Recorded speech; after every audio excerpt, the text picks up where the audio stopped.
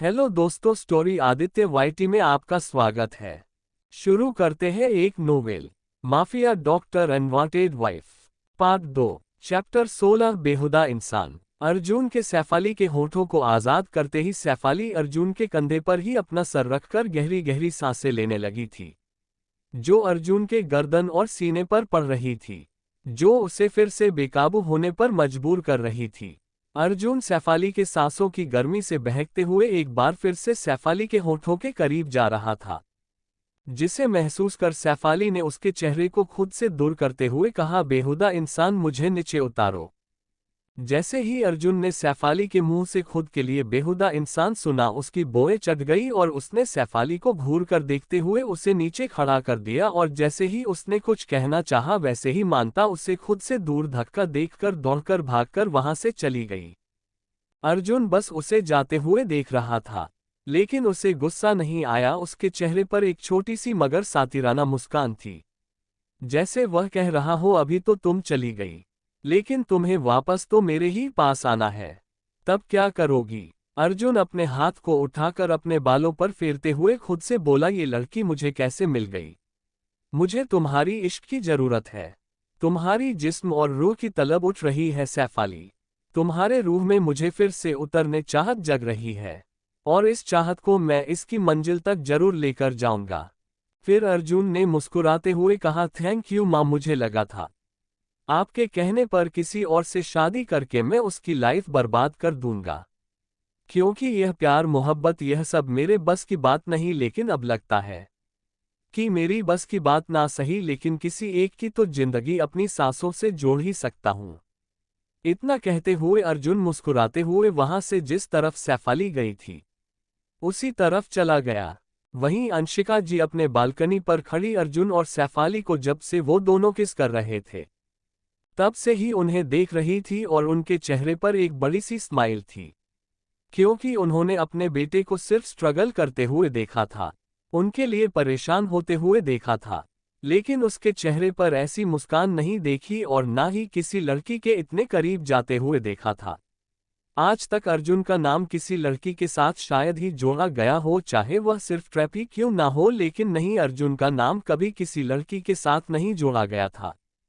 अंशिका जी ने मुस्कुराते हुए खुद से कहा, अर्जुन, जो मैं सोचकर तुम्हारी शादी सैफ अली से कर रही थी वह मुझे होता हुआ नजर आ रहा है, तो अब मैं वह हर काम करने के लिए तैयार हूं जो तुम चाहोगे, और मुझे सैफ अली तुम्हें मेरे पास हमेशा के लिए बांधने के लिए एक कड़ी भी नजर आ रही है, क्योंकि वह इंसान अब तुम्हें मुझसे नहीं छीन सकता। पहले मैं डर रही थी कि कहीं तुम्हें मैं खो ना दूं, लेकिन अब जो कि तुम सैफ अली को अपना मान चुके हो, तो सैफ अली ही तुम्हें मेरे पास रखेगी।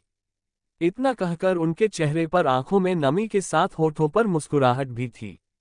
जैसे उन्होंने जिस मकसद से साधना जी की बेटी सैफ अली की शादी अर्जुन से करनी चाहिए, मकसद उन्हें पूरा होता हुआ उन्हें नजर आ रहा था।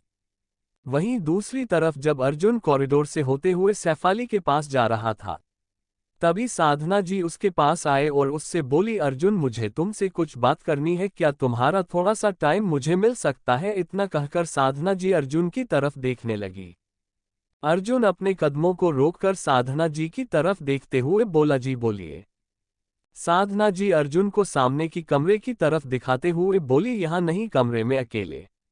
अर्जुन पहले तो थोड़ा सोचने लगा कि ऐसे भी क्या बात है जो कमरे में अकेले बात करना है, लेकिन फिर उसने हाँ मैं अपने गर्दन को हिलाया और वह कमरे के अंदर चला गया। साधना जी ने एक लंबी गहरी सांस भरी, जैसे वह अर्जुन को कुछ बताना चाह रही हो, और अर्जुन सुनने के लिए तैयार हो गया है, इसके लिए वह अर्जुन की शुक्रगुजार है। इतना सोचते हुए वह भी उस कमरे के अंदर चली गई। कमरे के अंदर जाने के बाद अर्जुन ने कहा, जी कहिए। साधना जी वहां रखे सोफे पर बैठी और अर्जुन को देख रही थी, तो अर्जुन ने फिर से कहा, आपको क्या बात करनी है, आप कहिए। साधना जी अर्जुन को देख रही थी। साधना जी बोली, अर्जुन, मैं तुम्हें कुछ बताना चाहती हूँ, जो मेरे और सैफ अली दोनों की जिंदगी से जुड़ी एक गहरी सच्चाई है, जिसे जानकर शायद सैफ अली खुद मुझसे दूर हो जाए। लेकिन मैं उसे खुद से दूर जाने नहीं देना चाहती और इसलिए जब अंशिका ने तुमसे सैफाली की शादी की बात कही तो मैं बिना सोचे समझे सैफाली की शादी तुमसे कराने के लिए तैयार हो गई। और अभी मैंने देखा तुम सैफाली को अपने करीब कर रहे थे। इतना कहकर साधना जी चुप हो गई। शायद तुम्हें सैफाली पसंद है, इसलिए मैं तुम्हें ये बात बताना चाहती हूँ ताकि तुम सैफाली को मुझसे दूर न जाने दो और अगर कभी ऐसा कोई सिचुएशन आया तो तुम उसे अपने करीब रखो ताकि वह मेरे करीब रहे। अर्जुन को साधना जी की गोल गोल बातें समझ नहीं आ रही थी, फिर भी उसने हाँ कहा और वह सामने के सोफे पर बैठ गया। अर्जुन सोफे पर बैठने के बाद उन्हें गहरी नजरों से देखने लगा जैसे कि अब साधना जी बोलना स्टार्ट करेगी। लेकिन कुछ देर बाद भी जब उन्होंने कुछ नहीं कहा तो अर्जुन फ्रस्ट्रेटेड हो गया और उसने जैसे ही कुछ कहना चाहो तभी साधना जी ने अर्जुन से बोलना स्टार्ट किया। जैसे जैसे वह अपनी बात कह रही थी, अर्जुन की आंखें सर्द होती जा रही थी। कमरे का टेम्परेचर गिरता हुआ महसूस हो रहा था। उसके चेहरे के भाव बदलते जा रहे थे और उनमें गुस्सा साफ नजर आने लगा था। अर्जुन सोच रहा था कि एक औरत होकर साधना जी एक दूसरी औरत के साथ ऐसा कैसे कर सकती है, लेकिन उसने कुछ कहा नहीं, चुपचाप बैठा उनकी सारी बातें वह सुन रहा था। तभी साधना जी अपनी बात खत्म करके अर्जुन की तरह दिखती है तो उनकी सांसें रुकती जाती है, क्योंकि अर्जुन अभी इतना भयानक ही लग रहा था। उनके रुकने के बाद अर्जुन ने साधना जी की तरफ सर्द निगाहें करके कहा, आपने धोखा दिया है आंटी, आप ऐसा कैसे कर सकती हैं। अर्जुन की बातें सुनकर साधना जी ने कहा, हाँ मैंने धोखा दिया है, मैं मानती हूँ, लेकिन तुम ये बोलो कि जिस बच्ची को मैंने 9 महीने अपने कोख में पाला, जिसे अपने अंदर पल पल महसूस किया, उसे कैसे किसी और को दे देती। उनकी बातें सुनकर अर्जुन एक पल को चुप हुआ और दूसरे पल वो बोला, लेकिन हकीकत तो कुछ और थी ना। साधना जी ने हाँ मैं अपनी गर्दन हिलाई और फिर अर्जुन से बोली, अर्जुन मैं सैफाली को खोना नहीं चाहती और वह इंसान सैफाली को ढूंढ रहा है। अगर सैफाली उसके पास चली गई तो मैं खुद को मार दूंगी और मैं अपनी बेटी के बिना जी नहीं सकती, इसलिए मैं सब कुछ तुम्हें बता रही हूँ ताकि तुम मेरी बेटी को अपने और मेरे पास रख सको। इतना कहते हुए साधना जी नम आंखों से अर्जुन के तरफ देख रही थी। अर्जुन कुछ देर सोचकर साधना जी से बोला, मैं कोशिश करूंगा कि उसके सामने ये हकीकत ना आए, लेकिन अगर कभी वह इंसान खुद चलकर सैफाली के पास आया और उसने उसे सच्चाई बताई तो जो सैफाली का फैसला होगा वह आपको भी मानना होगा। अर्जुन की बातें सुनकर साधना जी ने जल्दी जल्दी अपने सर को हाँ में हिलाया, क्योंकि वह जानती थी कि अर्जुन ही वह इंसान है जो सैफाली को उनके पास रोक सकता है। साधना जी के उसके सवाल के जवाब में हाँ में सर हिलते ही अर्जुन उठकर उस कमरे से बाहर चला गया। साधना जी ने एक गहरी सांस भरते हुए कहा, अर्जुन जो कुछ देर पहले मैंने देखा अगर वह सच है तो तुम खुद नहीं चाहोगे कि सैफाली तुमसे दूर होकर उस इंसान के पास जाए, क्योंकि अगर सैफाली एक बार उस इंसान के पास चली गई तो वह तुमसे मुझसे सबसे दूर चली जाएगी। ये सब कहते हुए साधना जी दरवाजे की तरफ देख रही थी जहां से निकलकर अभी अर्जुन गया था। ऐसा भी कौन सा गहरा राज अंशिका जी और साधना जी अर्जुन और सैफाली से छुपा रही हैं, जिसके सामने आने से उन दोनों से ही अर्जुन और सैफाली दूर हो जाएंगे। क्या अर्जुन सैफाली को खुद के करीब कर पाएगा, उसे उस हकीकत से दूर रख पाएगा जिस हकीकत को अभी अभी साधना जी ने उसके सामने रखा था। चैप्टर 17। इतना कहकर उनकी आंखों में जो नमी थी वह उन्होंने साफ कर ली। वही जब अर्जुन बाहर आया तो उसने देखा कि मानता और प्रियांशी दोनों एक दूसरे से झगड़ रहे हैं। वह उनके पास आया और चुपचाप खड़े होकर उन्हें देखने लगा। सैफाली प्रियांशी से कह रही थी, तू ऐसे कैसे जा सकती है, मुझे छोड़कर, यह सब तेरी वजह से हुआ था और आज देख यह इंसान मेरे ऊपर चढ़ाई कर रहा है। इसने तुझे जबरदस्ती किस किया है? तुझे पता है ये उस इंसान को जानता है जिसके साथ मैं कल थी और वो मुझे उसकी धमकी देकर मेरे साथ क्या क्या कर रहा है। ये सब तेरी वजह से हुआ है, तूने मुझे वाइन पिलाई थी। सैफाली के इतना कहकर रुकने पर उसे अपनी तीखी नजरों से देख रही थी। प्रियांशी सैफाली की बातें सुनकर उसे घूरकर देखते हुए उसके कंधे पर मरते हुए बोली, मैंने तुझे वाइन पिलाया था, विकास के कमरे में जाकर उसे गालियां देने के लिए कहा था। यह नहीं कहा था कि किसी और की कमरे में जाकर अपनी वर्जिनिटी को लूज कर। प्रियांशी की बातें अर्जुन की चेहरे पर स्माइल ले आई थी और वही सैफाली चील गई थी। सैफाली ने प्रियांशी के गले को पकड़कर दबाते हुए बोली, भगवान तुझ जैसी फ्रेंड किसी को ना दे। एक तो तूने मुझे वाइन पिलाया और उसके बाद तू ये कह रही है कि मैं उस इंसान को ढूंढूं। तुझे पता है इस खड़ूस और अक्कड़ू ने क्या कहा कि वो इंसान बहुत खतरनाक है और अगर उसने मुझे ढूंढ लिया तो वह मुझे जान से मर भी सकता है। तू मेरी फ्रेंड है, मुझे बचाएगी नहीं, कोई आइडिया तो दे। सैफाली की कोई आइडिया पूछने पर प्रियांशी ने कहा, पहले मेरे गले को तो छोड़ तभी तो तुझे कोई आइडिया दूंगी। प्रियांशी की बात सुनकर सैफाली ने मुंह बनाते हुए प्रियांशी के गले को छोड़ दिया। सैफाली की प्रियांशी के गले को छोड़ने पर प्रियांशी खांसते हुए उसे घूरकर देखते हुए बोली, तू मार दे, मुझे मार दे, हमेशा जब भी कुछ होता है सारा राशन पानी लेकर तू मुझ पर चढ़ जाती है और मुझे मारने की कोशिश करती है और बाद में मुझसे ही आइडिया भी पूछती है। प्रियांशी अपने गले को पकड़कर खांस रही थी और वह सैफाली को लगातार घूरकर देख भी रही थी। अर्जुन साइड में खड़ा उन दोनों की इन बचकानी हरकतों को देख रहा था और वह ये सोच रहा था कि यह कैसी दोस्ती है जिसमें एक दूसरे को मारने की कोशिश भी की जा रही है और एक दूसरे के लिए फिक्रमंद भी हो रही है। सैफाली मुंह बनाते हुए प्रियांशी को ही देख रही थी। उसने कुछ कहा नहीं था प्रियांशी। तभी प्रियांशी इधर उधर देखने लगी, तभी सामने लगे ग्लास मिरर से उसकी नज़र अर्जुन पर चली गई, जिससे उसके दिमाग में एक आइडिया आया और उसने सैफाली को खींचकर अपने करीब किया और उसकी कान में धीरे से बोली, एक काम कर, तू अपनी मर्जी से इस अर्जुन सूर्यवंशी से शादी करने के लिए हाँ कह दे, क्योंकि आंटी भी यही चाहती है और फिर देखना ये कितना पावरफुल है। यह एक बिजनेसमैन है जो तेरी हेल्प कर सकता है और इसने क्या कहा कि यह उस इंसान को जानता है, तो यह उस इंसान को मना भी सकता है ताकि वह तेरे साथ कुछ कर ना सके और वह एक बाय मिस्टेक इंसिडेंट समझकर तुझे छोड़ भी दे। प्रियांशी की बातें सुनकर सैफाली की आंखों में चमक नजर आने लगी। उसने अभी तक अर्जुन को नहीं देखा था, लेकिन उसने प्रियांशी से धीमे लहजे में कहा, क्या ऐसा करना सही रहेगा?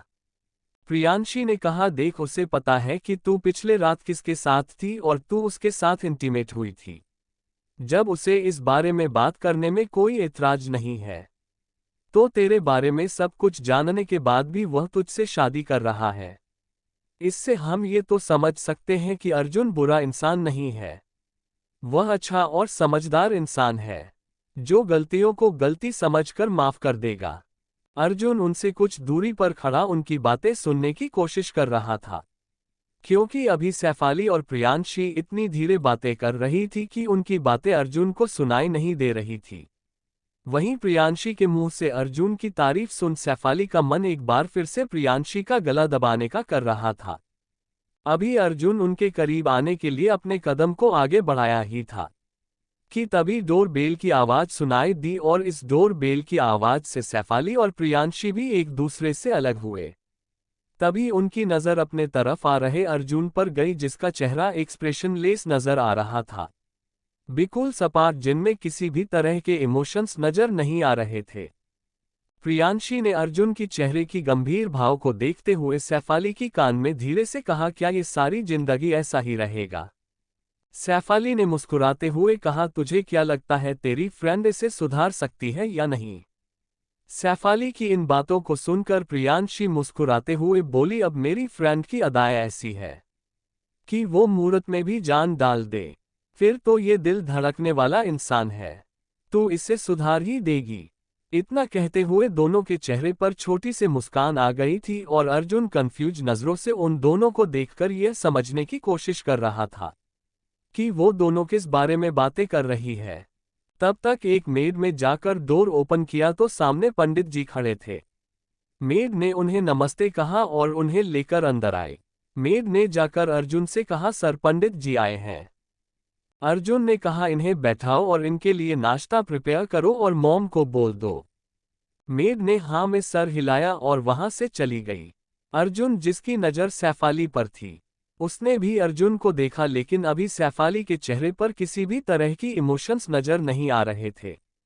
अर्जुन ने जाकर पंडित जी के पांव छुए और उसने सैफाली की तरफ देखा तो उसकी नजरों की ताप से सैफाली जल्दी से आगे आए और उसने भी पंडित जी के पैर छुए तो पंडित जी ने कहा, सदा सुखी रहो और भगवान तुम दोनों की जोड़ी को सदैव सलामत रखे, जैसे भगवान शिव और माता पार्वती की। चैप्टर 18 प्यार की शुरुआत या होंगे झगड़े बेशुमार।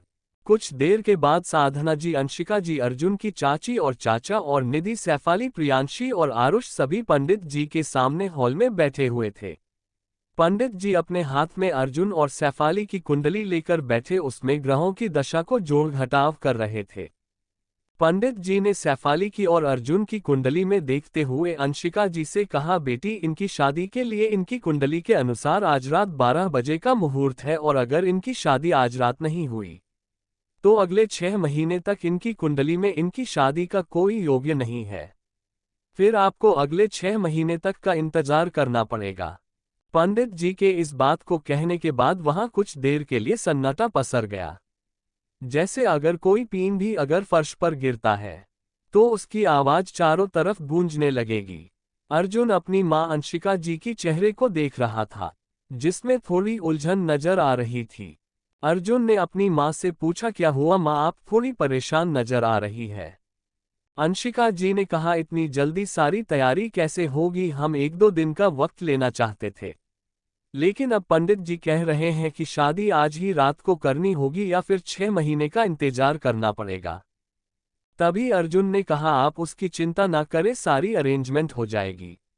आपको जिन्हें शादी में इनवाइट करना है आप उसकी लिस्ट बना ले, शादी आज रात को ही होगी। अर्जुन के मुंह से निकले यह बात कि शादी आज रात ही होगी। वहां मौजूद सभी अर्जुन का चेहरा देखने लगे और सैफाली तो जैसे अर्जुन की बात को सुनकर शॉक्ड हो गई थी। वह अपनी बड़ी बड़ी आंखों से अर्जुन को देख रही थी। अर्जुन ने एक नज़र सैफाली की तरफ भी देखा और फिर पंडित जी से कहा, पंडित जी आप देख लीजिए क्या तैयारी करनी है, बाकी शादी आज रात ही होगी। पंडित जी ने हाँ में सर हिलाया और वह शादी में लगने वाले सामग्रियों की लिस्ट बनाने लगे। वही अर्जुन की चाचा अर्जुन की बात सुनकर खफा नजर आ रहे थे। उन्होंने अंशिका जी से कहा, भाभी यह क्या बात हुई कि आज ही शादी की बात हुई और आज ही शादी हो रही है। कुछ वक्त तो चाहिए था और यह 6 महीने यूं ही गुजर जाएगा, तो आप लोग इतनी जल्दी अर्जुन की शादी क्यों करना चाह रहे हैं। उनके इस सवाल को सुनकर अंशिका जी उनसे कुछ कहती उससे पहले ही उन्हें एक गुस्से से भरी आवाज सुनाई दी। अर्जुन ने थोड़े सख्त लहजे में कहा, चाचा जी शादी तो आज रात ही होगी, अगर आप शादी में रुकना चाहे तो आप रुक सकते हैं, नहीं तो दरवाजा उस तरफ है। इतना कहकर अर्जुन ने दरवाजे की तरफ अपनी उंगली दिखाए और वहां से अपने कमरे की तरफ जाने के लिए आगे बढ़ गया। उसने जाते हुए सैफाली का हाथ पकड़ा और उसे खींचकर अपने साथ कमरे में लेकर चला गया। सभी अर्जुन की एक्शन को आंखें फाड़े देख रहे थे। अर्जुन सैफाली को अपने कमरे में लेकर आया जहां आज तक किसी को आने की इजाजत नहीं थी, सिवाय आरुष की। अर्जुन ने सैफाली को वॉल से लगाते हुए उसके पास खड़ा हो गया और दोनों तरफ अपने हाथ करके सैफाली के चेहरे को गौर से देखते हुए बोला, क्यों तुम्हें ये शादी नहीं करनी है क्या, जो तुम्हारे चेहरे पर इतनी हैरानी नजर आ रही है। तुम्हारी मम्मी चाहती है कि हम दोनों की शादी हो जाए और तुमने भी तो शादी के लिए हाँ कहा है ना, तो फिर इतनी हैरान क्यों हो रही हो। अर्जुन सैफाली की बिल्कुल करीब आ गया था। उसने सैफाली के बालों में अपना चेहरा छुपाते हुए मदहोशी भरे लहजे में उसने कहा, Shafali I want your body, मुझे तुम्हारी बॉडी चाहिए, मुझे तुम चाहिए। अर्जुन ने जिस अंदाज में कहा था, सैफाली खुद को बहकने से रोक नहीं पा रही थी। अब तक जो हाथ सैफाली के नीचे थे वह अब अर्जुन के पीठ पर चल रहे थे और अर्जुन की होंठ सैफाली की बालों में छुपे उसकी गर्दन पर चल रहे थे। सैफाली और अर्जुन एक दूसरे में खोए हुए थे। अर्जुन धीरे धीरे करके अपने होठों की हरकत सैफाली की पूरे गर्दन पर कर रहा था और धीरे धीरे करके उसकी क्लीवेज की तरफ भी बढ़ रहा था। अर्जुन ने जब सैफाली की क्लीवेज और उससे थोड़ा नीचे किस किया तो सैफाली के मुंह से एक आह है की आवाज निकली, जिसे सुनकर अर्जुन ने और भी पैशनेट किस करना शुरू कर दिया। अर्जुन की इस हरकत से सैफाली को होश आया कि वह क्या कर रही है, जिससे उसके चेहरे पर एक शर्म की लाली नजर आने लगी। सैफाली की नजरें झुकी हुई थी और उसने अर्जुन को खुद से दूर धक्का देते हुए कहा, तुम सच में बेशर्म हो, अभी शादी होने की बात हुई है, रात को शादी है और तुम अभी यह सब कर रहे हो। अर्जुन ने सैफाली के हाथ को पकड़कर उसे अपनी तरफ खींचते हुए कहा, तो क्या करूं, आज रात शादी है। शादी तो तुमसे ही हो रही है ना, और तुम्हारी मुझसे हो रही है। तो फिर यूं दूरी बनाकर क्या फायदा। और मैंने अभी तो तुमसे कहा आई वॉन्ट योर बॉडी, मुझे तुम्हारा जिस्म चाहिए। आई वन्ना इट यू। अर्जुन के मुंह से जैसे ही ये लफ्ज निकले, ये सैफाली का चेहरा और भी ज्यादा लाल नजर आने लगा। सैफाली खुद को समझ नहीं पा रही थी कि वह अर्जुन के बातों में इतना शर्मा क्यों रही है। फिर भी उसने अर्जुन को उसके सीने पर हाथ रखकर खुद से दूर करते हुए कहा, शादी तक इंतजार करो, अभी यह सब नहीं। अर्जुन मुस्कुराया और उसने सैफाली को, जो उसकी कमर से पकड़ रखा था, उसे छोड़ते हुए कहा, फिर मैं तुम्हें खुद से दूर होने नहीं दूंगा। मैं अगर इस रिश्ते में जुड़ रहा हूं तो मैं अपनी तरफ से इस रिश्ते को पूरी तरह से निभाऊंगा। माना कि मैंने इस रिश्ते के लिए पहले ना कहा था, लेकिन अब मैं इस रिश्ते को निभाना चाहता हूं और तुम मुझे रोक नहीं सकती। तुम्हें इस घर में मेरी वाइफ और मेरी माँ की बेटी बनकर रहना है, उनकी केयर करना है। उनके लिए मैं कुछ भी कर सकता हूं और अब तुम्हारे लिए कुछ भी कर सकता हूं। मैं तुमसे शादी कर रहा हूं तो उनके कहने पर और अपने लिए। तो तुम्हें भी मेरी और मेरी माँ से जुड़ी हर बात को अपने अपने ऊपर रखना होगा, करना होगा। सैफाली अभी अर्जुन की आवाज में सीरियसनेस को महसूस कर सकती थी। उसने अर्जुन का चेहरा देखा, जिस पर अभी अपनी माँ के लिए परवाह और प्यार साफ नजर आ रही थी। सैफाली ने हाँ में सर हिलाया और अर्जुन के पास से होकर कमरे से बाहर निकल गई। चैप्टर 19 में भी देखती हूँ कि वे शादी कैसे होती है। अर्जुन ने सैफाली को रोका भी नहीं। अर्जुन ने डोर बंद किया और जाकर अपने बेड पर लेटे हुए खुद से बोला, तुम एक बार पूरी तरह से मेरी जिंदगी में शामिल हो जाओ, फिर मैं तुम्हें बताऊंगा कि यह अर्जुन सूर्यवंशी क्या चीज है। वही कमरे से बाहर कॉरिडोर में चल रही सैफाली ने खुद से कहा, इससे बड़ा रोमांस सूझ रहा है। एक बार शादी हो जाने दो, फिर मैं बताती हूँ कि यह सैफाली राजवंश क्या चीज है। अगर तुम्हें पानी पिलाकर ना छोड़ा ना तो मेरा नाम भी सैफाली नहीं, बड़े आए मुझे धमकी देने वाले हूं। इतना कहते हुए सैफाली नीचे चली गई। रात के 10 बजे का समय। सैफाली, प्रियांशी और साधना जी अभी गेस्ट रूम में थी। सैफाली के लिए फेमस ब्रांड की डिजाइनर लहंगा लेकर उसके सामने खड़ी थी और उसे दिखा रही थी कि कौन सा लहंगा उसे अपनी शादी के लिए पसंद आएगा। तो वही उसी कमरे में मौजूद मेकअप आर्टिस्ट सैफाली के मेकअप करने के लिए सामने खड़ी इंतजार कर रही थी। प्रियांशी, सैफाली और साधना जी तीनों के लिए हर चीज वहां पर अवेलेबल हो चुकी थी। सैफाली प्रियांशी की तरफ देखते हुए बोली, यार मुझे कुछ समझ नहीं आ रहा है कि सिर्फ एक रात की वजह से मेरी जिंदगी ऐसे कैसे पलट सकती है। कल मैं अपने बॉयफ्रेंड को प्रपोज करना चाहती थी, उसके साथ लाइफ टाइम जीने के लिए उससे शादी करना चाहती थी। तुझे पता है वह रिंग भी मुझे नहीं मिली, पता नहीं कहाँ चली गई। और देख, आज मैं किसी और की होने वाली वाइफ हूँ, उसके नाम से सज रही हूँ, उसके नाम का जोड़ा पहनूंगी। इतना कहकर सैफाली मुंह लटकाए प्रियांशी को देखने लगी। अभी प्रियांशी सैफाली से क्या ही रहती बेचारी, वह तो खुद सैफाली को विकास की साथ देखना चाहती थी, क्योंकि मानता उसे प्यार करती थी। लेकिन जब उसकी असलियत सामने आई तो उसे प्रियांशी को सैफाली से ज्यादा विकास से नफरत होगी, क्योंकि वह विकास को सैफाली के लिए परफेक्ट मैन समझती थी। लेकिन अब उसे गुस्सा आता है कि उसने कभी सैफाली को विकास के साथ एक कपल में क्यों एक्सेप्ट किया था। प्रियांशी ने सैफाली के कंधे पर हाथ से थपथपाते हुए कहा, baby your destiny are Arjun Suryavanshi, not your boyfriend Vikas. Priyanshi के इतना कहते ही मानता उससे घूर कर देखने लगी। तो शायर ने उसे सिंपल तरीके से समझाते हुए कहा, देख सैफाली, कहते हैं जो किस्मत में लिखा है वह होकर रहेगा, कर्मा इसी जन्म में मिलेगा। तेरी किस्मत में वह विकास नहीं अर्जुन सूर्यवंशी था, इसलिए आज तू उसके नाम का जोड़ा पहनकर उसकी होने वाली पत्नी के रूप में बैठी है। तो अब इस बात को यहीं पर मिट्टी डाल कि तू किसी विकास से प्यार करती थी। अब तेरे लिए प्यार ना सही, लेकिन तेरी जिम्मेदारी अर्जुन है, तुझे उसे एक पति का हक देना होगा। प्रियांशी के मुंह से इतना कुछ सुनाने के बाद भी सैफाली ने उसे कुछ नहीं कहा, वह चुपचाप प्रियांशी का मुंह देख रही थी, क्योंकि सैफाली के मन में भी यही बात चल रही थी कि वह कल तक विकास से प्यार करती थी और उससे शादी करना चाहती थी। लेकिन आज वह अर्जुन की होने वाली पत्नी है और उसकी माँ भी यही चाहती है कि वह अर्जुन से शादी करे, तो अब वह इस चीज से मुकर भी नहीं सकती। सैफाली ने अपने होठों पर एक छोटी सी मुस्कान लाते हुए खुद से कहा, सैफाली, अब तुम सैफाली राजवंश नहीं मानता, अर्जुन सूर्यवंशी बनने वाली है। अपने नाम को और अपनी पहचान को अब अच्छे से याद कर ले, अपने जहान में बैठा ले कि तू अब सैफाली अर्जुन सूर्यवंशी है। ये कहते हुए सैफाली के चेहरे पर एक फीकी सी हंसी थी, या यूं कह सकते हैं कि सैफाली हंसकर खुद का ही मजाक उड़ा रही थी। अर्जुन के कमरे में अभी आरुष उसके साथ मौजूद था और उसके लिए शेरवानी बेड पर रखी थी और अर्जुन मिरर के सामने मुस्कुराते हुए खड़ा था और उसने अर्जुन के सामने सर झुकाए हुए कहा, बॉस, आपने जो पिछले रात वाली लड़की के बारे में पता करने को कहा था, वह लड़की नहीं मिल रही है। मैंने बहुत खोजने की कोशिश की लेकिन उसकी एंट्री की सारी सीसीटीवी फुटेज डिलीट है होटल से। उसकी बातें सुनकर अर्जुन मुस्कुराया। अर्जुन मिरर के पास खड़ा खुद पर रॉयल ब्लू कलर की शेरवानी अपने बॉडी में लगाकर देख रहा था।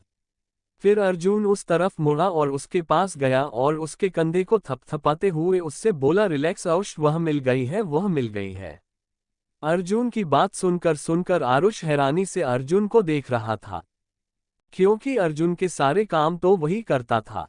फिर अर्जुन ने उस लड़की को किस ढूंढ डलवाया था, क्योंकि वह तो ढूंढ नहीं पाया। आरुष हैरानी से उसे देखते हुए बोला, बट बॉस, मैंने उसे ढूंढने की कोशिश की लेकिन वह नहीं मिली। फिर आपने उसे कैसे ढूंढा और किससे आपने ये काम करवाया? और उसने ये सवाल इतनी जल्दी किया था कि अर्जुन बस उसे देख रहा था। तो अर्जुन ने कहा, आरुष रिलैक्स। फिर उसने आरुष को बेड पर बैठाया और उससे बोला, कुछ चीज हमारे हाथ में नहीं होती, कुछ ऊपर वाले के हाथ में होती है और हमारे किस्मत में लिखी होती है।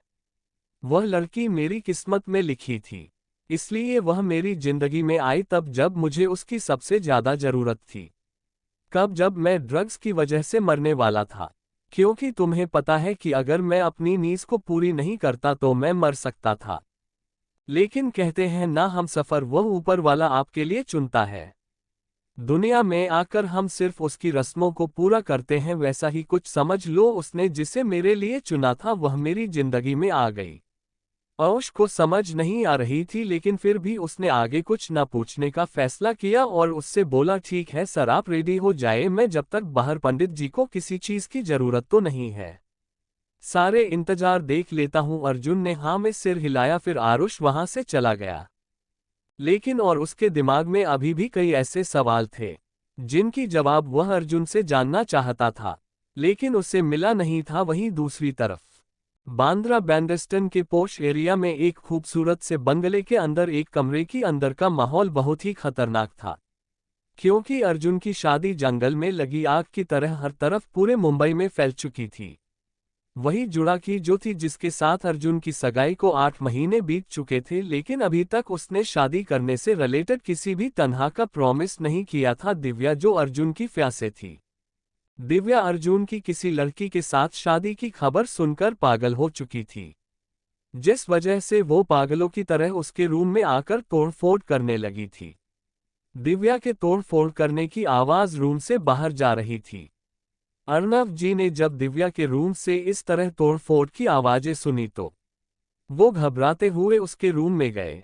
उन्होंने जब रूम में आकर देखा तो दिव्या के रूम की हालत देखकर वो चौंक गए, क्योंकि वो रूम कम और कबाड़ा ज्यादा लग रहा था। अर्नव जी दिव्या को रोकने की कोशिश करते हुए बोले, दिव्या बच्चे, ये सब क्या कर रही हो तुम? अर्नव जी के बोलने पर दिव्या रुक गई। उसकी आंखें इस वक्त गुस्से की वजह से लाल थी। वो अपनी गुस्से से भरी लाल आंखों से अर्नव जी को देख रही थी।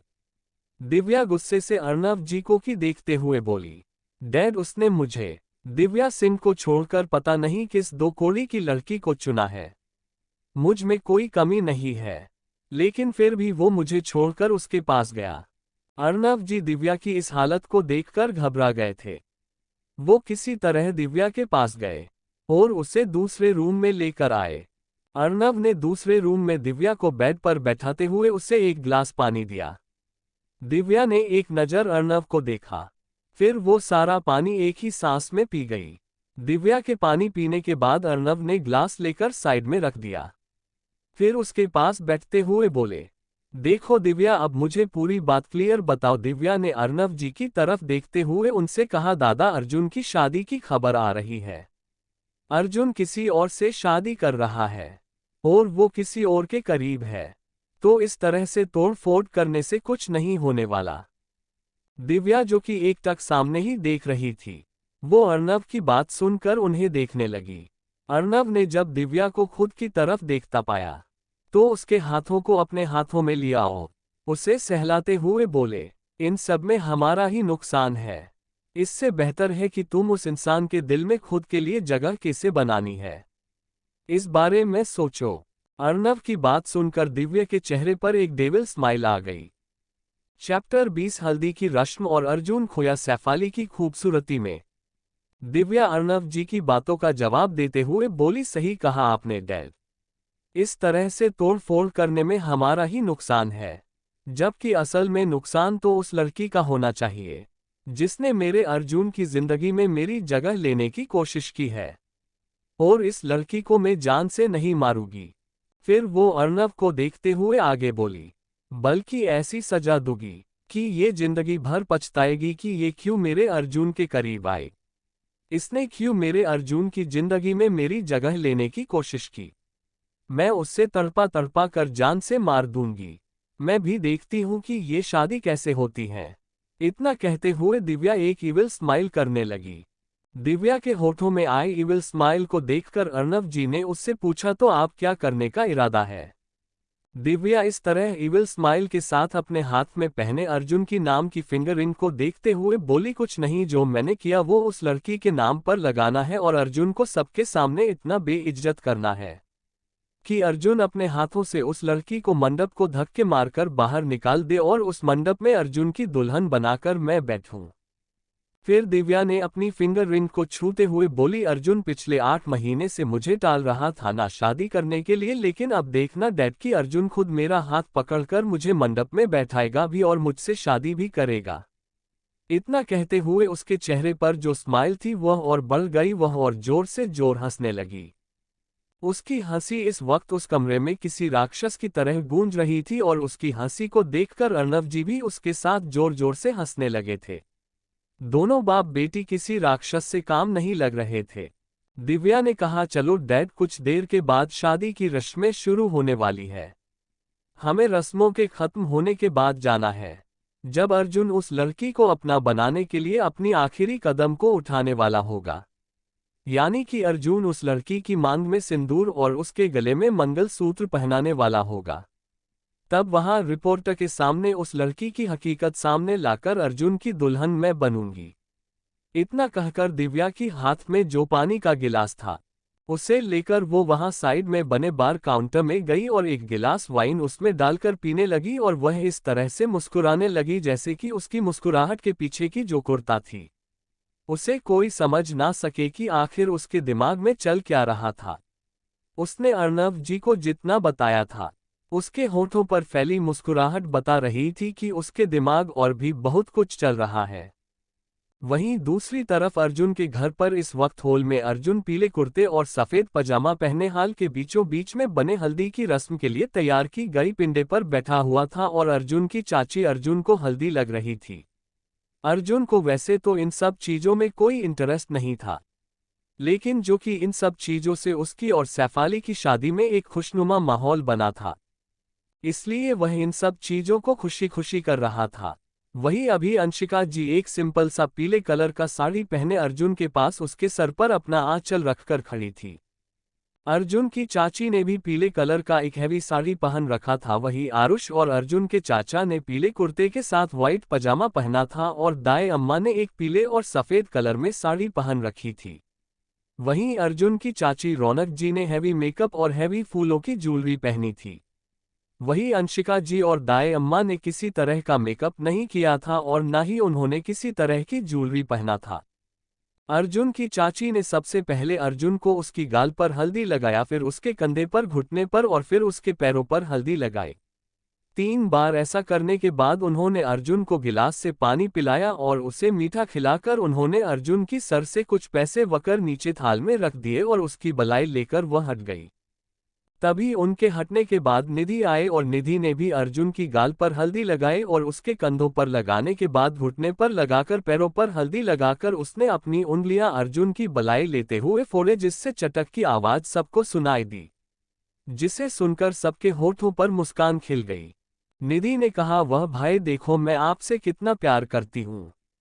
मेरी सारी उंगलियां आपकी बलाई लेकर फूटी है, आपको किसी की नजर नहीं लगेगी। निधि के इतना कहने पर अर्जुन ने प्यार से उसके गाल को खींचते हुए कहा, हाँ मुझे पता है मेरी बहन मुझसे बहुत प्यार करती है। अर्जुन के मुंह से इतना सुनते ही निधि मुस्कुरा दी। तभी दाई अम्मा ने अंशिका जी को आगे भेजते हुए कहा, अब जाकर तुम अपने बेटे को हल्दी लगाओ। अंशिका जी आगे बढ़ी और अर्जुन को हल्दी लगाने के लिए नीचे बैठी। उनकी आंखों में हल्की नमी थी, जो ये बता रही थी कि वह अपने बेटे के लिए कितनी खुश है। अर्जुन ने अपने हाथ आगे बढ़कर उनकी आंखों में छलक रहे आंसुओं को साफ करते हुए कहा, अब तो आपके मन की कर रहा हूं। फिर यह आंसू क्यों, और आपको याद है ना कि आपने क्या वादा किया है? इस शादी के पूरे होते ही आप अपनी ट्रीटमेंट करवाएंगे। अंशिका जी ने मुस्कुराते हुए हाँ में सर हिला लिया और अर्जुन की गाल पर हल्दी को लगा दिया। अर्जुन ने अपनी आंखें बंद कर ली थी। अंशिका जी ने सिर्फ अर्जुन के गाल पर हल्दी लगाई और उसे पानी पिलाकर उसकी बलाई लेते हुए उंगलियों को फोड़कर खड़ी हो गई। उनके खड़े होने के बाद दाई अम्मा आए और उन्होंने अर्जुन की सर पर प्यार से हाथ रखते हुए कहा, लल्ला अब तू एक बेटे से पति बनने वाला है, और जब एक मर्द पति बनता है तो उसकी जिम्मेदारियां अपनी पत्नी के लिए भी बढ़ जाती है। तो तू हमेशा ये कोशिश करना कि तेरे कारण तेरी पत्नी की होठों पर सिर्फ मुस्कुराहट रहे, आंखों पर आंसू नहीं। अर्जुन दाई अम्मा की बातें सुनकर मुस्कुराते हुए अपने सर को हमें हिला दिया तो दाई अम्मा ने भी अर्जुन की गाल पर हल्दी लगाई और उसकी बलाई लेकर अपनी उंगलियों को फोड़ते हुए निधि से कहा, निधि जा बेटे अब अपनी भाभी को लेकर आओ, उसे भी अर्जुन के नाम की हल्दी लगेगी। दाई अम्मा की बात सुनकर निधि भी चाहते हुए गेस्ट रूम की तरफ जाने लगी। गेस्ट रूम में सैफाली पीले कलर का लहंगा पहने मिरर के सामने बैठी थी और मेकअप आर्टिस्ट उसका मेकअप करके उसे फूलों की ज्वेलरी पहन रही थी। उसने पीले और लाल रंग की फूलों की गले में हार पहना था, कानों में झुमके और मांग में मांग टीका। अभी सैफाली के चेहरे पर हल्का मेकअप था, हल्दी के लुक में, जिसमें वह बहुत खूबसूरत लग रही थी। प्रियांशी ने भी एक जरी वर्क का पीले कलर का लहंगा पहना था और उसने भी फूलों की ज्वेलरी पहनी थी, जिसमें उसने हैवी मेकअप किया था और उस लुक में प्रियांशी बहुत खूबसूरत लग रही थी। साधना जी ने सिर्फ पीले कलर की साड़ी पहनी थी और उन्होंने किसी तरह की ज्वेलरी नहीं पहनी थी और ना ही मेकअप किया था। मेकअप आर्टिस्ट ने सैफाली को देखते हुए कहा, वाव मैं यू आर गॉर्जियस, आप बस इतनी से में ही बहुत खूबसूरत लग रही हो, तो जब आपको पूरी तरह से ब्राइडल लुक में तैयार करेंगे तब आप कितनी खूबसूरत लगोगे। यू नो वॉट, में हम ये कह सकते हैं कि आप वर्ल्ड मोस्ट ब्यूटीफुल ब्राइडल लगोगे, और सर आपके ग्रूम सर तो आपको देखकर ही कहीं खो जाएंगे अपने सपनों की दुनिया में। न जाने क्यों मेकअप आर्टिस्ट की बातें सुनकर सैफाली की दिल में तितलियां उड़ाने जैसी उसे फील होने लगी थी। सैफाली की होठों पर एक स्माइल आ गई, जिसे देखकर प्रियांशी भी मुस्कुराने लगी और साधना जी भी। तभी उनकी डोर पर नॉक हुआ और निधि, अर्जुन की चाची की बेटी, अंदर आई। उसने भी पीले कलर की शरारा शूट फ्रॉक स्टाइल में पहन रखा था। उसने सैफाली को देखकर मेकअप आर्टिस्ट से पूछा, भाभी तैयार हो गई है क्या? वह बड़ी माँ सबको नीचे बुला रही है। नीचे भाई को हल्दी लग चुकी और अब भाभी को हल्दी की लगने की तैयारी हो चुकी है। मेकअप आर्टिस्ट ने निधि से हाँ में सिर हिलाते हुए कहा, हाँ मैम पूरी तरह तैयार हो चुकी है, आप इन्हें ले जा सकती हैं। मेकअप आर्टिस्ट के इतना बोलते ही निधि सैफाली की तरफ मुड़ी और उसकी कंधे को पकड़कर उसे टेबल से उठाते हुए बोली, चलो भाभी अब आपको भाई के नाम की हल्दी लगेगी। इतना कहते हुए सैफाली को निधि लेकर जाने लगी। उसी के पीछे प्रियांशी और साधना जी भी जा रही थी। चैप्टर 21 सैफाली की हल्दी, अर्जुन का रोमांस। कुछ देर में जब सीढ़ियों से नीचे उतर रही निधि के साथ सैफाली पर अर्जुन की नजर गई, तो उसकी नजरें सैफाली पर ही ठहर गई, क्योंकि अभी उसके नाम की पीले कलर की लहंगे में और फूलों की ज्वेलरी पहने सैफाली हल्की मेकअप के साथ बहुत खूबसूरत लग रही थी। उसका चेहरा पीले कलर की लहंगा पहने होने से उसका चेहरा भी सोने की तरह दमक रहा था, जो अर्जुन को अपने और अट्रैक्ट कर रहा था। अर्जुन बिना पलक झपकाए सैफाली को ही सीढ़ियों से नीचे उतारते हुए देख रहा था। जैसे वह सैफाली के चेहरे पर कहीं खोस गया हो, वही यही हाल अभी आरुष का भी था। प्रियांशी को देखते हुए और उसको पता ही नहीं चला कि वह कितनी देर से प्रियांशी को एकटक निगाह से देख रहा था। वैसे तो अभी तक आरुष के मन में प्रियांशी के लिए ऐसी कोई फीलिंग नहीं थी, लेकिन अभी उसे इस बात का बिल्कुल भी ख्याल नहीं था कि वह क्या कर रहा है और वह किस निगाह से प्रियांशी को देख रहा था। सैफाली को देखते हुए अर्जुन उसकी तरफ अपने कदम बढ़ाने से खुद को रोक नहीं पाया। सीढ़ियों के आखिरी सटेप पर पहुंचकर सैफाली वहीं रुक हो गई, क्योंकि अर्जुन उसके आगे अपने हाथ फैलाए खड़ा था। अर्जुन ने अपने हाथ को सैफाली के आगे इस तरह से किया कि मानो एक रॉयल कपल अपनी महारानी के लिए इंतजार कर रहा हो। अर्जुन की इस जेस्चर पर सैफाली बस उसका चेहरा देखने लगी, और जो अब तक सैफाली को निधि और प्रियांशी पकड़ कर ला रहे थे, अब उसी हाथ को अर्जुन के हाथ पर सैफाली ने रख दिया था। अर्जुन सैफाली के हाथ की सॉफ्टनेस को अपने हाथ पर फील कर सकता था। उसने सैफाली के हाथ को अपने अंगूठे से रब करते हुए खुद के दिल में कहा, मैं जितना हार्ड हूं तुम उतनी ही ज्यादा सॉफ्ट हो, पता नहीं तुम मेरे नीचे कैसे एडजस्ट करोगी। वही सैफाली घूर कर अर्जुन को देख रही थी, जैसे कह रही हो कि एडजस्ट करना तो ठीक है, लेकिन ज्यादा हुआ तो तुम्हें जिंदा नहीं छोड़ूंगी। दोनों अपने अपने अंदाज में एक दूसरे को जवाब दे रहे थे। अर्जुन सैफाली को लेकर आया और उसे उसी पिंडे पर बैठाया जिस पर अभी उसे हल्दी लगी थी, जिस पर उसने बैठकर हल्दी की रस्म को शुरू किया था। सैफाली के वहां आने से अंशिका जी ने सैफाली को पिंडे पर बैठाया और साधना जी से कहा, साधना सैफाली की हल्दी शुरू करो। अंशिका जी के कहने पर साधना जी आगे आए और सैफाली की सर पर आंचल रखते हुए उन्होंने प्रियांशी से कहा, प्रियांशी पहले तुम हल्दी लगाओ, फिर तुम आंचल रखना तो मैं हल्दी लगा दूंगी। साधना जी के इतना कहने पर अंशिका जी आगे आए और उन्होंने साधना जी को हटाकर सैफाली की सर पर अपना आंचल रखते हुए कहा, अब जाकर हल्दी लगाओ, सर पर आंचल माया भाभी रखती है तो हम दोनों ही इसकी माँ है, तो तुम जाओ हल्दी लगाओ, मैं आंचल रख रही हूँ। साधना जी खुश थी और अंशिका जी की बात सुनकर सैफाली भी खुश थी, लेकिन उसकी आंखों में नमी आ गई थी। साधना जी ने पहले सैफाली की गल प्यार से छुई, उसके बाद हल्दी उठाकर उसकी गाल पर लगाया, फिर उसके कंधे, घुटने और पैरों पर 3 बार। ऐसा करने के बाद उन्होंने सैफाली को मीठा खिलाया ताकि उसकी आने वाली जिंदगी उस मीठे की तरह मीठी हो जाए। फिर उन्होंने उसे पानी में पिलाई ताकि उसकी जिंदगी में सिर्फ मिठास ही ना रहे, सब चीज बैलेंस में रहे। साधना जी ने सैफाली की बलाई लेकर उंगलियों को अपने कान के पास ले जाकर फोड़ा तो सारी उंगली फूट गई। साधना जी मुस्कुराते हुए वहां से हट गई।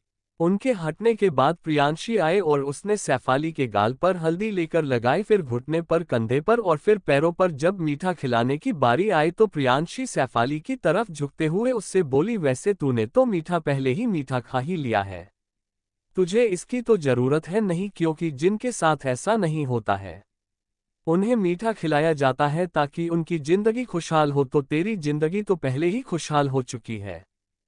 प्रियांशी की इतना कहने पर सैफाली ने उसे आंखें चढ़ाकर देखा, जिस पर प्रियांशी खिलखिलाकर हंसती हुई उससे मीठा खिलने लगी। उन दोनों की नोक-झोंक अर्जुन देख रहा था और अर्जुन ने सैफाली की और प्रियांशी की लिप रीडिंग कर ली थी कि प्रियांशी सैफाली से क्या कह रही है, जिससे अर्जुन के चेहरे पर और भी बड़ी मुस्कान आ गई थी। प्रियांशी की हल्दी लगाकर हटने के बाद निधि आए और सैफाली को उसने हल्दी लगाई, और निधि के बाद रौनक जी आए और उसे हल्दी लगाई, फिर दाई अम्मा, सभी ने आकर बारी बारी से सैफाली को हल्दी लगाई।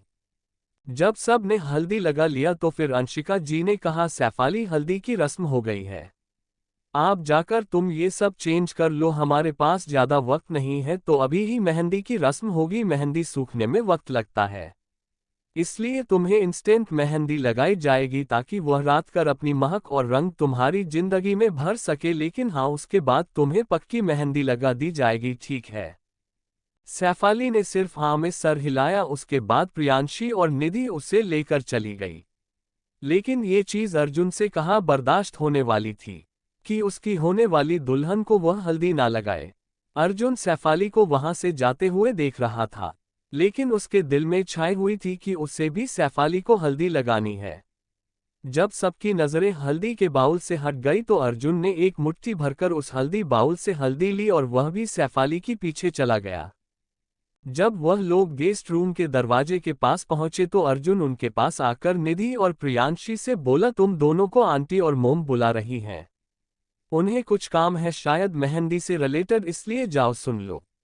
दोनों ने एक दूसरे की शक्ल देखी और फिर सैफाली को कमरे के अंदर छोड़कर दोनों तुरंत कमरे से बाहर चली गई। जब अर्जुन सैफाली के पीछे अंदर गया तो उसने देखा कि अंदर तो बहुत सारे लोग हैं। मेकअप आर्टिस्ट है, डिजाइनर है। अर्जुन अब उनसे क्या कहें ये सोचने लगा। फिर उसने उनसे कहा, आप सब बाहर जाएं, मुझे अपनी होने वाली वाइफ से 2 मिनट बात करनी है। आप सब जाकर तब तक कुछ खा पी क्यों नहीं लेते हैं? तब तक मैं इनसे बात कर लूंगा। अर्जुन को कोई मना करे इतनी हिम्मत किसी में थी नहीं, इसलिए उन सब ने उनके हाथों में जो भी सामान वगैरह पकड़ा था उन सब चीजों को उनके जगह पर रखा और वह तुरंत कमरे से निकालकर बाहर चले गए। सैफाली आंखें चढ़ाए हुए अर्जुन को देख रही थी। सैफाली ने कहा, क्या बात करनी है? अर्जुन जो सबके बाहर जाने के बाद दरवाजे की तरफ बढ़ गया था। उसने दरवाजे की कुंडी को लगाकर सैफाली की तरफ मुड़ा और उससे बोला, बात सिर्फ इतनी करनी है कि मेरी होने वाली वाइफ को मैं हल्दी ना लगा चाहता हूं। ऐसा कैसे हो सकता है कि मैं ही अपनी वुड बी वाइफ को हल्दी ना लगाऊं? सैफाली कुछ समझती उससे पहले ही अर्जुन उसके बिल्कुल नजदीक आ चुका था और उसके हाथ में जो उसने हल्दी ली थी उससे उसने सैफाली के पेट, गर्दन और उसके चेहरे पर हल्दी लगाना शुरू भी कर दिया था। अर्जुन के हाथ के रूखेपन एहसास जब सैफाली को अपने पेट पर हुआ तो उसकी बॉडी में तेज से हिरन हुई, जिससे सैफाली की आंखें बंद हो गई। सैफाली को आंखें बंद करते देख अर्जुन ने सैफाली को दीवार से सटाया और उसके बिल्कुल नजदीक होकर उसके कमर को सहलाते हुए बोला, मुझे भी हल्दी लगाना था तुम्हें। अर्जुन अपने दूसरे हाथ से लगातार सैफाली के पेट को, कमर को सहला रहा था। अर्जुन की इस एहसास से सैफाली बहक रही थी, लेकिन उसने खुद को संभालते हुए अर्जुन के हाथ को रोका और उससे कहा, अभी सब आ जाएंगे, क्या कर रहे हो, छोड़ो मुझे। अर्जुन ने कहा, किसी में इतनी हिम्मत नहीं है जो मेरे कहने के बाद भी हमें डिस्टर्ब करने के लिए आ जाए।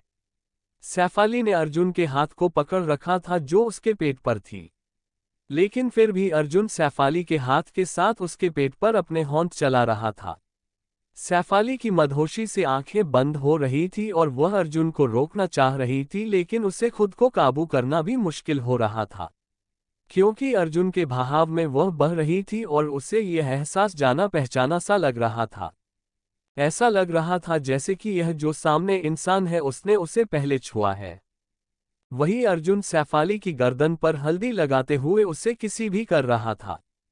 मानता ने जो हाथ अर्जुन का पकड़ रखा था उसे छोड़कर उसके कंधे पर अपने हाथ कस दिए। उसने नाखून गड़ाते हुए अर्जुन से कहा, अर्जुन प्लीज छोड़ दो, मम्मा, आंटी और बाकी सभी बाहर हैं। और 1 मिनट। सैफाली की आंखें ये कहते ही खुल गई और उसने अर्जुन को घूर के देखते हुए कहा, अभी जो तुमने प्रियांशी और निधि को बाहर भेजा वह क्या मम्मा और आंटी सच में उन्हें बुला रही थी या फिर तुमने की है ऐसी हरकतें?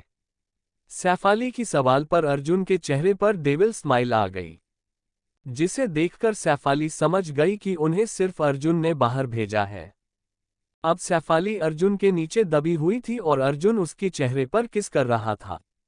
अर्जुन ने सैफाली से कहा, सैफाली, मैंने तुम्हें अपनी दुनिया में शामिल किया है बिना किसी शर्त के, तो तुम मेरी इस दुनिया की रानी होगी और मैं चाहूंगा कि तुम मुझे कभी किसी के भी वजह से धोखा ना दो। मैं तुम्हारे पास्ट को हमारे प्रेजेंट और फ्यूचर में न लाने का प्लान किया है, तो तुम भी ऐसा ही करोगी, क्योंकि मुझे तुम्हारे पास्ट से कोई मतलब नहीं है।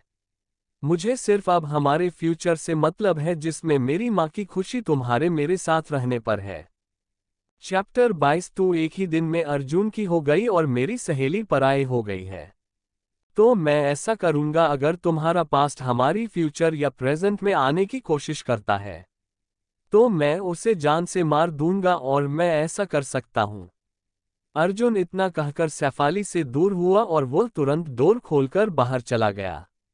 बाहर आने के बाद अर्जुन सोच रहा था कि वह क्यों गया था कमरे में और उसने क्या कर दिया। वह सैफाली को हल्दी लगाने के लिए गया था, उसने सैफाली को हल्दी लगाया, लेकिन साथ में उसे वार्निंग भी दी। वही बाहर खड़ा आरुष अर्जुन की कंफ्यूज्ड नजरों को देखकर समझने की कोशिश कर रहा था। कि उसके दिमाग में चल क्या रहा है। वैसे तो बिजनेस स्ट्रेटजी में कुछ भी हो ट्रिक अर्जुन की बोलने से पहले ही आरुष समझ जाया करता था। लेकिन पता नहीं पिछले 2 दिन से अर्जुन को समझने में आरुष की इतनी वक्त क्यों लग रही थी। अर्जुन के कमरे से निकलकर जाने के बाद सैफाली कमरे के दरवाजे को घूर रही थी। उसे समझ नहीं आ रहा था कि यह इंसान उसके साथ ऐसा क्यों कर रहा है, जबकि वो तो सिर्फ एक मजबूरी में इस शादी को कर रही है। फिर मानता ने खुद के ही सर पर मरते हुए खुद से कहा, तू सैफाली की बच्ची, तू कैसे बहक गई उस इंसान के साथ, तुमने देखा नहीं था उस इंसान ने कैसे तेरा गला पकड़ लिया था और तू उसे किस कर रही थी। तू पागल हो गई है, पागल। अभी मानता ने इतना कहा ही था कि तभी प्रियांशी कमरे के अंदर आती हुई उससे बोली, हाँ तू सच में पागल हो गई है, इसीलिए तो अकेले में बड़बड़ा रही है। क्या बोल रही थी, खुद से बता। सैफाली ने प्रियांशी को देखकर मुंह बनाया और अपने मन में कहा, तुझे बताऊंगी, तू तो और मजाक उड़ाएगी, तुझे क्या बताऊं। सैफाली प्रियांशी के चेहरे को बेख्याली से देखते हुए खुद के मन में कह रही थी। तभी प्रियांशी उसके पास आए और उसके चेहरे के सामने चुटकी बजाते हुए बोली, ओ हेलो ख्वाबों की रानी, असलियत की दुनिया में आ और जा करके कपड़े चेंज कर, अभी तुझे मेहंदी लगनी बाकी है, उसके बाद तू दुल्हन बनेगी और तेरी आज रात जो शादी के बाद कल का जो फर्स्ट नाइट है उसके ख्वाब बाद में देखना, चल जा।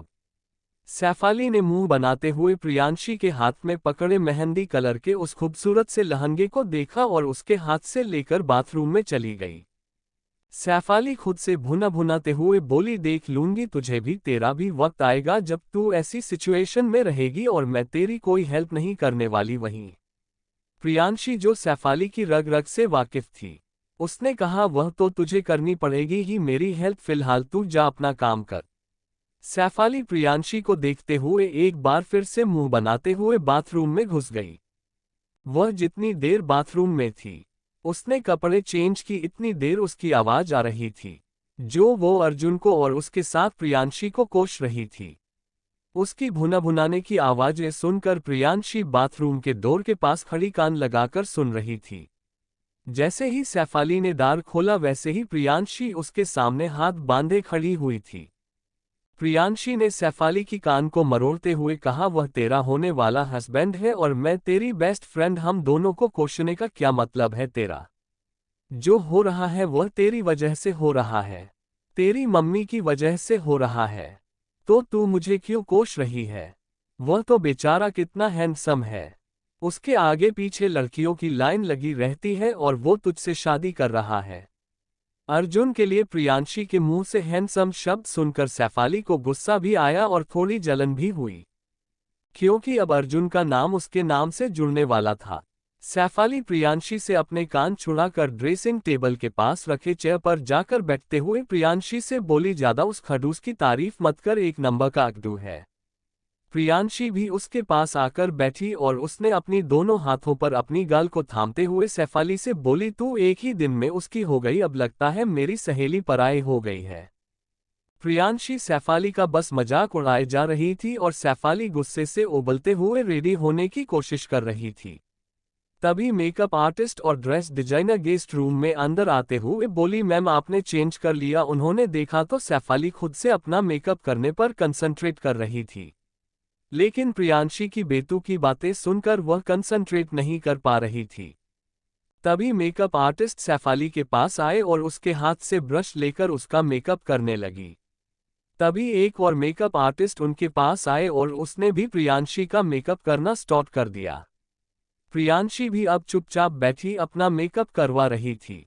जब उन दोनों का मेकअप हो गया तभी निधि, जिसने मेहंदी कलर का फ्रॉक सूट पहन रखा था, वह कमरे के अंदर आते हुए बोली, अगर आप लोग तैयार हैं तो नीचे चले, मेहंदी वाली आपका वेट कर रही है। सैफाली ने हाँ में सर हिलाया और खुद को मिरर में देखा, वह बहुत प्यारी लग रही थी। मेहंदी कलर के लहंगे में और उसके बॉर्डर में रेड कलर में फ्लावर बने हुए थे, जो इस कॉम्बिनेशन को और भी ब्यूटीफुल बना रही थी।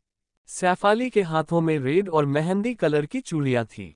उसने रेड कलर का ब्लाउज पहना था और मेहंदी कलर की ज्वेलरी जिसमें रेड कलर का कॉम्बिनेशन कुंदन लगा हुआ था। सैफाली के चेहरे पर अभी भी हल्का मेकअप था, जो उसे बहुत मासूम और ब्यूटीफुल बना रही थी। वहीं प्रियांशी, जिसे अब हल्का मेकअप किया था, वह बहुत प्यारी लग रही थी। उसने मेहंदी कलर की ज्वेलरी और मेहंदी कलर का ही इंडो वेस्टर्न लहंगा पहना था। प्रियांशी का लेफ्ट हैंड पूरा रिवील हो रहा था और राइट हैंड पूरे उसके हथेलियां के पास तक की लेंथ स्लीव थी। सैफाली प्रियांशी बहुत खूबसूरत नजर आ रही थी। वहीं निधि की नजरें उन दोनों पर से ही हटने का नाम नहीं ले रही थी। निधि ने प्रियांशी से कहा, आपको पता है मेरे भाई इंडिया में नहीं है, नहीं तो मैं जैसे सैफाली भाभी मेरे अर्जुन भाई की दुल्हन बनने वाली है, वैसे ही मैं आपको मेरे सार्थक भाई की दुल्हन बना रही होती ताकि आप दोनों सहेलियां इसी घर में रहे साथ में। निधि की बातें सुनकर प्रियांशी के होठों पर जो मुस्कुराहट थी वह गायब हो गई और उसने हड़बड़ाते हुए कहा, नहीं नहीं, ऐसा गजब मत करना, नहीं तो मेरा हर्ष क्या करेगा, उसका क्या होगा। निधि अंदर नाम सुनकर थोड़ी सी हैरान हुई, फिर उसने प्रियांशी से पूछा, ये हर्ष कौन है। तभी प्रियांशी ने मुस्कुराते हुए कहा, मेरा लाइफ है, मेरे जीने की वजह है, मेरी जान है। तभी प्रियांशी को याद आया कि वह जब से यहाँ सैफाली के साथ आई है उसकी हर्ष से एक बार भी बात नहीं हुई है। प्रियांशी ने अगर हर्ष को कॉल भी करने की कोशिश की तो भी उसका कॉल नहीं लगा। अगर उसने कॉल किया तो प्रियांशी उठा नहीं पाए। इन सब चक्करों में प्रियांशी और हर्ष दोनों में से किसी का भी एक दूसरे से बात नहीं हो पाया था। तभी प्रियांशी ने निधि से कहा, तुम सैफाली को लेकर जाओ, मैं थोड़ी देर में आती हूँ। निधि ने बिना कोई सवाल किए हाँ में सर हिलाया और सैफाली को लेकर जाने लगी। सैफाली ने प्रियांशी से इशारे में पूछा तो उसने अपना फोन दिखा दिया कि वह हर्ष से बात करके आ रही है। मानता भी निधि के साथ चली गई। प्रियांशी ने हर्ष को फोन मिलाया। एक रिंग के बाद कॉल रिसीव हुआ और एक शख्स की फिक्र भरी आवाज प्रियांशी को सुनाई दी जो उससे कह रहा था, प्रियांशी बच्चे कहाँ हो, बच्चा तुम्हें पता है मैंने कब से तुम्हें कॉल किया लेकिन तुमने कॉल रिसीव नहीं किया, बात नहीं हुई है, आज दिन भर से तुमसे कहाँ हो तुम। प्रियांशी को जैसे ही हर्ष की आवाज सुनाई दी तो उसे एक राहत से अपने दिल में महसूस हुई। प्रियांशी ने एक लंबी सांस खींचते हुए हर्ष से कहा, मैं तुम्हें एड्रेस भेज रही हूं, तुम यहां आ जाओ।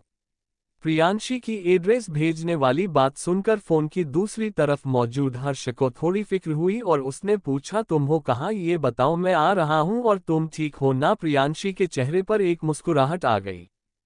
उसने मुस्कुराते हुए कहा, हाँ बाबा, तुम्हारा बेबी बिल्कुल ठीक है, तुम इस एड्रेस पर आ जाओ, मैं तुम्हें सब बता दूंगी, तुम्हारे लिए एक सरप्राइज भी है। फोन की दूसरी तरफ मौजूद हर्ष ने कहा, मुझे कोई सरप्राइज नहीं चाहिए, मुझे बस तुम चाहिए, सही सलामत समझी। प्रियांशी ने कहा, ठीक है, अब आओ जल्दी।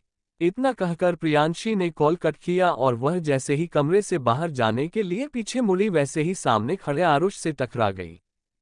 प्रियांशी गिरती उससे पहले ही आरुष ने उसे उसके कमर से पकड़कर संभाल लिया। आरुष और प्रियांशी अभी बहुत करीब खड़े थे, इतना कि दोनों एक दूसरे के दिल की बढ़ी हुई धड़कन को भी सुन पा रहे थे। जहां प्रियांशी को इस सिचुएशन में ऑकवर्ड लग रहा था, वहीं आरुष को कोई ख्याल ही नहीं था, वह बस प्रियांशी के खूबसूरत चेहरे को देख रहा था। तभी प्रियांशी ने आरुष के सीने पर हाथ रखते हुए उससे कहा, मिस्टर क्या आप हटेंगे। प्रियांशी की आवाज से आरुष अपने होश में आया और वह जल्दी से प्रियांशी को सीधा खड़ा करते हुए बोला, सॉरी, वह मैं आपको बुलाने आया था, साधना आंटी आपको बुला रही थी। इतना कहकर आरुष बिना प्रियांशी से और कुछ कहे वहां से तुरंत चला गया। आरुष को समझ नहीं आ रहा था कि प्रियांशी के पास आने से उसे ऐसी फीलिंग क्यों आ रही थी। वहीं प्रियांशी वह मुंह बनाने लगी थी। प्रियांशी ने अपना फोन अपने पास में रखा और वह तुरंत कमरे से लगभग दौड़ते हुए बाहर निकली और सीढ़ियों से नीचे चली गई। वह साधना जी के पास गई और उनसे उसने पूछा, आंटी आपने बुलाया था। चैप्टर 23 7 फेरे और सैफाली की घबराहट। साधना जी ने कहा, हाँ मैंने इधर उधर तुम्हें देख रही थी, तुम सैफाली के साथ कहीं नजर नहीं आएगी, इसीलिए मैंने वह अर्जुन के साथ लड़का है ना उससे कहा था तुम्हें बुला देने के लिए। प्रियांशी ने हाँ में सर हिलाया और जाकर सैफाली के साथ बैठ गई। सैफाली के हाथ में मेहंदी लगना स्टार्ट हो चुका था। मेहंदी डिजाइनर सैफाली के हाथ पर बहुत खूबसूरत सा मेहंदी लगा रही थी और प्रियांशी के वहां बैठने से एक दूसरी मेहंदी डिजाइनर ने प्रियांशी के हाथ में भी मेहंदी लगाना शुरू कर दिया था। ये सब वहां बैठी अंशिका जी और दाई अम्मा साधना जी देखकर मुस्कुरा रही थी। तभी वहां निधि और रौनक जी भी आए और वह दोनों भी बैठकर मेहंदी लगाने लगी और अर्जुन आरुष के साथ किनारे खड़ा सैफ अली को देख रहा था। सैफ अली के रूप में उसे एक ऐसा खिलौना मिल रहा था जिसके साथ वह हर वक्त खेल सकता था। सैफ अली से कुछ दूरी पर खड़ा अर्जुन उसके नाम की मेहंदी लगाते हुए उसे देख रहा था। तभी एक सरसरी निगाह सैफ अली की भी अर्जुन पर चली गई, लेकिन तुरंत ही सैफ अली ने अपनी नज़र नीचे कर ली, क्योंकि उसे अर्जुन की नज़रों में कुछ अलग ही भाव नजर आ रहे थे जिन्हें वह समझ नहीं पा रही थी। तभी अंशिका जी ने अर्जुन को सैफ अली के पास लाकर बैठाते हुए मेहंदी वाली से कहा, ये मेहंदी कौन सैफ अली को दे दो। सैफ अली अपने हाथों से अर्जुन के हाथ में अपना नाम लिख देगी, वही सगुन की मेहंदी हो जाएगी अर्जुन के लिए। अर्जुन और सैफ अली दोनों ही एक दूसरे की शक्ल देख रहे थे। तभी मेहंदी वाली ने एक कोन उठाकर सैफ अली को दिया, तो सैफ अली ने वह कोन पकड़ा और उसने बिना भाव के अर्जुन के हाथ को पकड़कर उस पर अपना नाम लिख दिया। और जैसे ही सैफ अली ने वापस से मेहंदी वाली को कोन देना चाहा, वैसे ही अर्जुन ने उसके हाथ से मेहंदी का कोन लेकर खुद सैफ अली के हाथ में एक छोटा सा हॉट शेप बनाया और उसमें अपना पूरा नाम लिखकर हॉट शेप के बाहर ऐसे डिजाइन किया जिसमें अर्जुन का नाम और सैफ अली दोनों का नाम आ जाए। अर्जुन ने जो डिजाइन बनाया था वह इतना खूबसूरत था कि सैफ अली बस उसे देखते रह गई। सैफ अली को ऐसा लग रहा था जैसे कि अर्जुन ने खुद मेहंदी डिजाइन का कोर्स किया। अब अर्जुन सैफ अली के बगल में बैठा हुआ था और उसने चुपचाप बैठे हुए सैफ अली को देखने लगा, लेकिन सैफ अली को उसकी नजरों की तपिश बर्दाश्त नहीं हो रही थी, इसलिए वह अनकंफर्टेबल हो रही थी, जिसे महसूस करके अर्जुन ने अंशिका जी जो अभी भी उन दोनों के सामने खड़ी थी उनसे कहा, मां मुझे एक कॉल करना है तो मैं आता हूं। इतना कहकर अर्जुन वहां से उठकर आरुष को कुछ इशारा करके वहां से चला गया। उसके जाते ही सैफ अली ने एक राहत भरी सांस ली। उसे ऐसा लग रहा था कि तब से उसने अपनी सांस रोक रखी है। इधर बालकनी के पास दोनों खड़े थे। अर्जुन ने आरुष से पूछा, आरुष मैंने तुम्हें उस नंबर के बारे में पता करने को कहा था जिस नंबर से मां को कॉल आया था, क्या तुमने पता किया उसके बारे में? आरुष की नजरें जो अभी फिलहाल प्रियांशी पर जाकर टिक गई थी, क्योंकि प्रियांशी बार बार अपने बालों को कान के पीछे करने की कोशिश कर रही थी, लेकिन उसके हाथ में मेहंदी लगे होने से वह नहीं कर पा रही थी। अर्जुन ने ये चीज देख लिया था। अर्जुन ने आरुष के कंधे पर हाथ रखते हुए कहा, मैंने कुछ पूछा है तुमसे। आरुष अपनी होश में आया और उसने हड़बड़ाते हुए अर्जुन से कहा, बॉस वो एक प्राइवेट नंबर है, हमने उससे पता करना चाहा लेकिन उसके ओनर का कुछ पता नहीं चल रहा है। जब रिटेल कंपनी से बात हुई तो उन्होंने कहा कि वह डिटेल्स रिवील नहीं कर सकते, चाहे उन्हें हम जितने भी पैसे दे दे। अर्जुन ने कुछ कहा नहीं और उसने बस आरुष को अपनी आंखों के इशारे से जाने के लिए कहा। वही सैफ अली और प्रियांशी उन दोनों की मेहंदी पूरी हो चुकी थी, तो अंशिका जी ने सैफ अली को उसके कंधे से पकड़कर उठाया और उससे कहा, तुम्हारी मेहंदी वैसे भी इंस्टेंट है तो तुरंत सूख जाएगी, तो जाओ थोड़ी देर रेस्ट कर लो और उसके बाद तुम शादी के लिए तैयार हो जाना। साधना जी वही खड़ी थी, लेकिन उन्होंने कुछ नहीं कहा। वह देख रही थी कि उनकी बेटी को अंशिका जी कितना प्यार कर रही है, हर चीज खुद से बता रही है। साधना जी की नजरों की बात को समझकर सैफ अली ने कुछ कहा नहीं और वह अंशिका जी की बात पर अपना सर हिलाकर वहां से वापस से गेस्ट रूम की तरफ चली गई। करीब 1 घंटे के बाद रात के 11 बजे अर्जुन पंडित जी के सामने मंडप में बैठा हुआ था और जितने भी लोग थे वह इस वक्त मंडप के आसपास थे। पंडित जी अर्जुन के साथ कुछ पूजा कर रहे थे। वही सैफ अली अभी गेस्ट रूम में थी और पूरी तरह से तैयार थी। उसने लाल कलर का शादी का जोड़ा पहना हुआ था जो बहुत हैवी था। उसने इस बार हैवी मेकअप भी किया था और बड़ा से नथ, बड़ा सा कुंदन वाला नेकलेस, माथे पर रेड कलर की बिंदी और बड़ा सा मांग टीके में वो बहुत खूबसूरत दिख रही थी। प्रियांशी भी उसी के साथ कमरे में थी और उसने भी एक पिंक कलर का प्यारा सा लहंगा पहना था जिसमें उसकी गोरी कमर रिवील हो रही थी। सैफ अली को देखते हुए प्रियांशी ने उसे गले लगाते हुए कहा, वह सैफ अली तू कितनी खूबसूरत लग रही है यार, ऐसा लग रहा है कि तू वर्ल्ड की सबसे ब्यूटीफुल ब्राइड है, तू सच में बहुत खूबसूरत लग रही है यार। सैफाली को पता नहीं कुछ बेचैनी से हो रही थी। वो प्रियांशी की बातों का जवाब नहीं दे पाए। वह चुप थी। उसे चुप देखकर प्रियांशी ने जैसे कुछ कहना चाहा, लेकिन तभी उनके रूम का डोर नॉक हुआ। वहां साधना जी और निधि खड़ी थी। साधना जी सैफाली के पास आए और उसके चेहरे को थाम कर माथे को चूमते हुए उससे बोली, मुझे नहीं पता था कि मुझे मेरी बेटी की शादी इतनी जल्दी में करनी होगी, लेकिन अर्जुन इतना अच्छा है कि उसे नजरअंदाज करना मुझे सही नहीं लगा। इसलिए आज मैं अपनी बच्ची को इतनी खूबसूरत ब्यूटीफुल ब्राइड के रूप में देख रही हूँ। ये कहते हुए साधना जी ने सैफाली के माथे को चूम लिया और फिर उससे कहा, सैफाली आज से तू एक नई जिंदगी की शुरुआत करेगी। मैं चाहूंगी कि तू हमेशा अंशिका और अर्जुन को अपनी जिंदगी में सबसे आगे रखें, मुझसे भी आगे, क्योंकि अब तुझे उनके साथ अपनी पूरी जिंदगी जीनी है और मैं चाहूंगी कि तू इस रिश्ते को पूरे दिल से निभा। अपनी माँ की बातें सुनकर सैफाली को समझ नहीं आ रहा था कि वह क्या बोले, क्योंकि वह तो खुद ही कसम में उलझी हुई थी। उसने कुछ कहा नहीं और उसकी इस चुप्पी को साधना जी उसकी रजामंदी समझकर उसे कमरे से बाहर ले जाते हुए बोली, चलो अब पंडित जी तुम्हें बुला रहे हैं। सैफाली के पैर भारी हो रहे थे। वह अपने कदम आगे नहीं बढ़ा पा रही थी, लेकिन फिर भी एक खिंचाव था उसके अंदर जो उसे अर्जुन के करीब लेकर जा रही थी। सीढ़ियों से नीचे आकर हॉल में बने मंडप में साधना जी ने सैफाली को लाकर अर्जुन के सामने बैठा दिया। पंडित जी ने सैफाली और अर्जुन के साथ कुछ पूजा की और कुछ फूल चावल के अक्षत के साथ उन्हें हवन कुंड में डालने के लिए कहा। उसके बाद उन्हें वरमाला के लिए खड़ा होने के लिए कहा। तो अर्जुन खड़ा हो गया, लेकिन सैफाली अभी खड़ी नहीं हुई थी।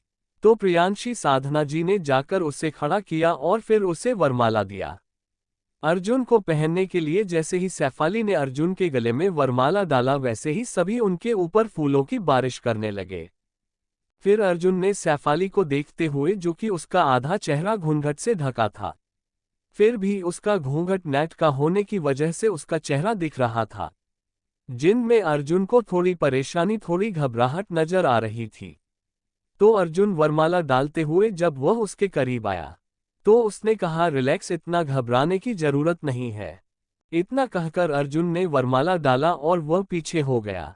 सैफाली बस उसका चेहरा देख रही थी। पंडित जी ने दोनों को वापस बैठने के लिए कहा और बाकी की रस्में पूरी करने लगे।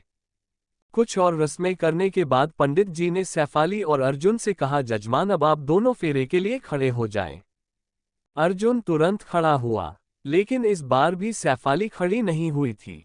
तो इस बार अर्जुन ने झुककर सैफाली को अपने गोद में उठा लिया और उसे गोद में उठाकर ही उसने फेरे शुरू किए और फेरों में जितने वादे करने थे वह अर्जुन ने किया।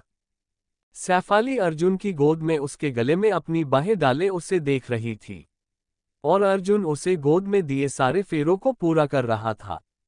फेरे पूरे होने के बाद अर्जुन ने सैफाली को उसकी जगह पर बैठाया और खुद भी बैठकर पंडित जी की तरफ देखने लगा। चैप्टर 24 शादी संपन्न हुई। तो पंडित जी ने आगे सिंदूर और मंगलसूत्र की थाली को बढ़ाते हुए अर्जुन से कहा, अब इनके गले में मंगलसूत्र पहनाकर सिंदूर भरिए। अर्जुन ने जैसे ही मंगलसूत्र उठाया सैफाली के गले में पहनाने के लिए, तभी वहां एक साथ कई रिपोर्टर्स और कई लोग अंदर आए। साथ में एक लड़की भी थी जिसने हाई हील के साथ शॉर्ट ड्रेस पहनी हुई थी। चेहरे पर मेकअप पोता हुआ था और उसकी आंखों में गुस्सा नजर आ रहा था। वह लड़की वहां आए और रिपोर्टर्स के सामने अर्जुन के ऊपर इल्जाम लगाते हुए बोली, अर्जुन तुम ये शादी कैसे कर सकते हो? तुमने कल की रात मेरे साथ बिताई, हमारे बीच सब कुछ होने के बाद अब तुम किसी और लड़की से शादी कैसे कर रहे हो? आई एम योर फ्यांसी अर्जुन, तुम मेरे साथ एक रिश्ते में जुड़ने के बाद, कल रात मेरे साथ सब कुछ करने के बाद तुम किसी और से शादी कर रहे हो।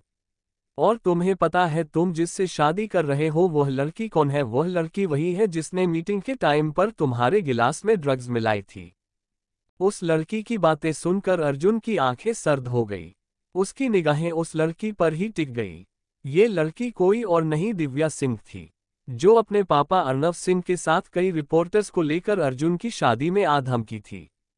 अर्जुन तो चुपचाप सामने खड़ी दिव्या सिंह को देख रहा था, जो उस पर यह इल्जाम लगा रही थी। ये कल रात उसके साथ था। वही बाकी सभी लोग आपस में बातें करने लगे थे और मीडिया रिपोर्टर्स भी फोटो और वीडियो बनाने लगे थे। वह अर्जुन की तरफ आगे बढ़ते उससे पहले ही अर्जुन के बॉडीगार्ड से उन्हें रोक दिया था। वह रिपोर्टर्स को मंडप के पास जाने नहीं दे रहे थे, लेकिन कुछ ही पल में वहां पूरे हॉल का स्तर गिरने लगा। सबको ऐसा लगने लगा जैसे कि अचानक से हाल में बहुत ठंड बढ़ गई हो। अर्जुन घूरती हुई निगाह से दिव्या को देख रहा था। वही अर्जुन के बगल में बैठी सैफाली को अचानक से ठंड से कनकंपी होने लगी, और उसके कांपने से अर्जुन जिसने उसका हाथ पकड़ रखा था उसे महसूस हुआ, तो उसने मानता कि जिस हाथ को पकड़ रखा था उस हाथ को 2 बार थपकी दिया और उसकी तरफ घूमकर उसे देखते हुए बोला, अपनी शादी पर फोकस करो, किसी की बातों पर नहीं। इतना कहकर अर्जुन वापस से मुड़कर दिव्या को घूरने लगा। सैफाली अर्जुन को ही देख रही थी। अर्जुन जो उसके गले में मंगलसूत्र पहनने वाला था, और उन सब के आने की वजह से उसके हाथ रुक गए थे। उसने आगे बढ़कर सैफाली के गले में मंगलसूत्र पहनाया और उससे कहा, इन सब पर ध्यान मत दो, इनकी असलियत क्या है अभी तुम्हें पता चल जाएगी। अर्जुन ने इतना कहकर वहीं पर बैठे हुए दिव्या से कहा, तुम्हारे कहने का मतलब क्या है? पहले तो अर्जुन को सैफाली के गले में मंगलसूत्र पहनाते हुए देखकर दिव्या को बहुत गुस्सा आया, जो उसकी आंखों में भी नजर आ रहा था, क्योंकि अभी उसने इतना तमाशा किया सबके सामने, लेकिन उसके बाद भी अर्जुन ने सैफाली के गले में मंगलसूत्र पहना दिया। वही अर्जुन की इस कदम को देखकर वहां पर खड़ी साधना जी, अंशिका जी, प्रियांशी और आरुष और अर्जुन की ननिहाल वाले, वह सभी अर्जुन से खुश हो गए और अब वह दिव्या के किए तमाशे को एंजॉय करना चाहते थे। वही शादी में अब तक अर्जुन के जितने भी रिलेटिव्स थे, जैसे कि उसके मामा मामी और नाना नानी, वह सभी भी अब तक पहुंच चुके थे। अर्जुन की मॉम अंशिका जी ने उसकी शादी इतनी जल्दी क्यों करनी चाह रही थी, वह उन्होंने उन सबको बता दिया था, और उनकी हॉर्ट की सर्जरी के लिए उन्होंने अर्जुन के सामने ये शर्त रखी थी कि वह सैफाली से शादी कर ले। इस बात से उन्हें कोई परेशानी नहीं थी, क्योंकि वह खुद भी चाहते थे कि अर्जुन एक अच्छी लड़की से शादी करे जो अंशिका का ख्याल रखें। दिव्या अपनी आंखों में दिखावटी आंसू या कहे मगरमच्छ के आंसू लाते हुए अर्जुन के मंडप के पास आए और उससे बोली, अर्जुन तुम ऐसा कैसे कर सकते हो? तुम पिछले 8 महीने से मेरे फियोसी बनकर थे, हमारी सगाई हुई थी, और उसके बाद तुम्हें मैंने जितनी बार भी शादी के लिए कहा तुमने मना कर दिया शादी के लिए, और आज इस लड़की से तुम शादी कर रहे हो, वह भी बिना किसी को बताए। फिर भी तुम कोई नॉर्मल इंसान नहीं हो अर्जुन, की तुम्हारी शादी के बारे में किसी को पता नहीं चलेगा। देखो सबको पता चल गया और मुझे कितना हर्ट हुआ है। अर्जुन तुम सोच भी नहीं सकते मैं तुमसे कितना प्यार करती हूँ, पर तुमने ही यह सब किया। अर्जुन मैंने कितने सपने देखे थे तुमसे शादी के, हम दोनों की शादी होगी, एक फैमिली बनेगी, हम लोग बाहर घूमने जाएंगे, हमारे छोटे छोटे बच्चे होंगे, कितने सारे सपने देखे थे मैंने जो तुमने तोड़ दिए। दिव्या ये सब जो कुछ भी अर्जुन से कह रही थी वह सब उसके साथ वहां आए रिपोर्टर सब रिकॉर्ड कर रहे थे, अलग अलग एंगल से उसकी फोटोज खींच रहे थे। वही अफसोस वाली शक्ल बनाए दिव्या के पापा अर्नव जी दिव्या की इस मस्त एक्टिंग को खड़े देख रहे थे। उन्हें तो पता ही नहीं था कि उनकी बेटी इतनी अच्छी एक्टिंग भी करती है। दिव्या ने अर्जुन से ये सब कहते हुए अपनी जलती निगाह से सैफाली की तरफ देखा, जो कंफ्यूजन से अर्जुन के पास बैठी हुई थी। अब अर्जुन ने उसके हाथ को थाम लिया था। दिव्या ने अर्जुन से कहा, अर्जुन तुम इस लड़की से शादी कर रहे हो मुझे छोड़कर, तुम्हें पता भी है ये लड़की कितनी घटिया है, और तुम्हें पता है इसने तुम्हारे साथ क्या किया है। कल रात तुम्हारी ड्रिंक में ड्रग्स मिलाने वाली लड़की और कोई नहीं ये थी। इस लड़की की मंसूबे ये थे कि यह तुम्हारे ड्रिंक में ड्रग मिलाएगी और उसके साथ तुम्हारे साथ सोकर रिपोर्टर्स को तुम दोनों की इंटीमेट तस्वीरें दिखाकर तुमसे शादी करेगी, क्योंकि उसे पता है कि तुम कितने बड़े बिजनेसमैन हो, तुम मुंबई पर राज करते हो, इसलिए उसका सपना था कि वह तुम्हारे साथ मुंबई की रानी बनकर रहेगी। लेकिन मैंने उसके मंसूबे को पूरा होने नहीं दिया, क्योंकि जब तुम कल रात नशे में अपने कमरे में जा रहे थे जो कि तुमने बुक किया था, तब मैं तुम्हारे पास आ गई थी और तुम्हें संभालते हुए लेकर कमरे में गई थी, और वहां जो कुछ भी हम दोनों के बीच हुआ था। इतना कहते हुए दिव्या ने ऐसा दिखाया जैसे कि उसे बहुत शर्म आ रही हो। और उसने वहां खड़े बाकी सभी लोगों को देखा और उनके सामने ऐसा चेहरा बनाया जैसे कि उन सबके सामने वह उन लफ्जों को बोल भी नहीं सकती। दिव्या ने वहां मौजूद सभी को देखकर अपनी नजरें नीचे करते हुए कहा, अर्जुन मैं वह नहीं बोल सकती। तुम समझ रहे हो ना, हम दोनों एक हो चुके हैं। और सुबह मुझे बहुत डर लग रहा था, इसलिए मैं तुम्हारे उठने से पहले चली गई थी, क्योंकि पता नहीं तुम क्या सोचोगे मेरे बारे में कि मैं कैसी लड़की हूं जो शादी से पहले ही तुम्हारे साथ सो चुकी हूं। नहीं अर्जुन, मैं तुमसे प्यार करती हूं और तुम्हें संभालने के लिए कुछ भी कर सकती हूं। और यह मेरी रिस्पॉन्सिबिलिटी भी है कि अगर तुम किसी मुसीबत में हो तो मैं तुम्हें उसमें से बाहर निकालूं। इसलिए मैंने वह सब किया था। और मैं सुबह डर गई थी कि पता नहीं तुम कैसे रिएक्ट करोगे, क्योंकि तुम अभी शादी नहीं करना चाहते थे। इसलिए मैं सुबह उठकर चली गई थी। लेकिन अब जब मुझे तुम्हारे किसी और से शादी करने की बात पता चली तो मैं कैसे तुम्हें किसी और से शादी करने दे सकती थी। Arjun, I love you Arjun. इतना कहते हुए दिव्या अर्जुन के पास आए और मंडप के ऊपर चढ़ गई और उसने सैफाली के हाथ को जैसे ही पकड़ना चाहा, अर्जुन उसके हाथ को पकड़कर कस के मरोड़ते हुए उसे सैफाली से दूर धक्का दिया, जिससे दिव्या मंडप से नीचे गिर गई और उसकी हाथों में खरोंचे लगी। जैसे उसके मुंह से एक आह निकली। अर्जुन ने उसे घूरते हुए कहा, खबरदार जो इसे हाथ लगाया, ये तुम्हारी तरह नहीं है। इसे मैंने चुना है। और एक बात, जिस रात के बारे में तुम बात कर रही हो ना, उस रात मेरे साथ तुम नहीं थी, बल्कि ये थी मेरे साथ, इसने मुझे संभाला था। अर्जुन के मुंह से इतना सुनते ही सैफाली, जो हैरानी से दिव्या को जमीन में गिरे हुए देख रही थी, उसकी गर्दन एक झटके में अर्जुन की तरफ घूम गई और वह अर्जुन को देखने लगी। उसकी आंखों में हैरानी साफ नजर आ रही थी। अर्जुन ने जैसे ही मंडप से उठाना चाहा तभी पंडित जी ने अर्जुन को रोकते हुए कहा, रुकिए, अभी आपका उठना सही नहीं है, क्योंकि शादी का मुहूर्त कुछ पल में खत्म हो जाएगा।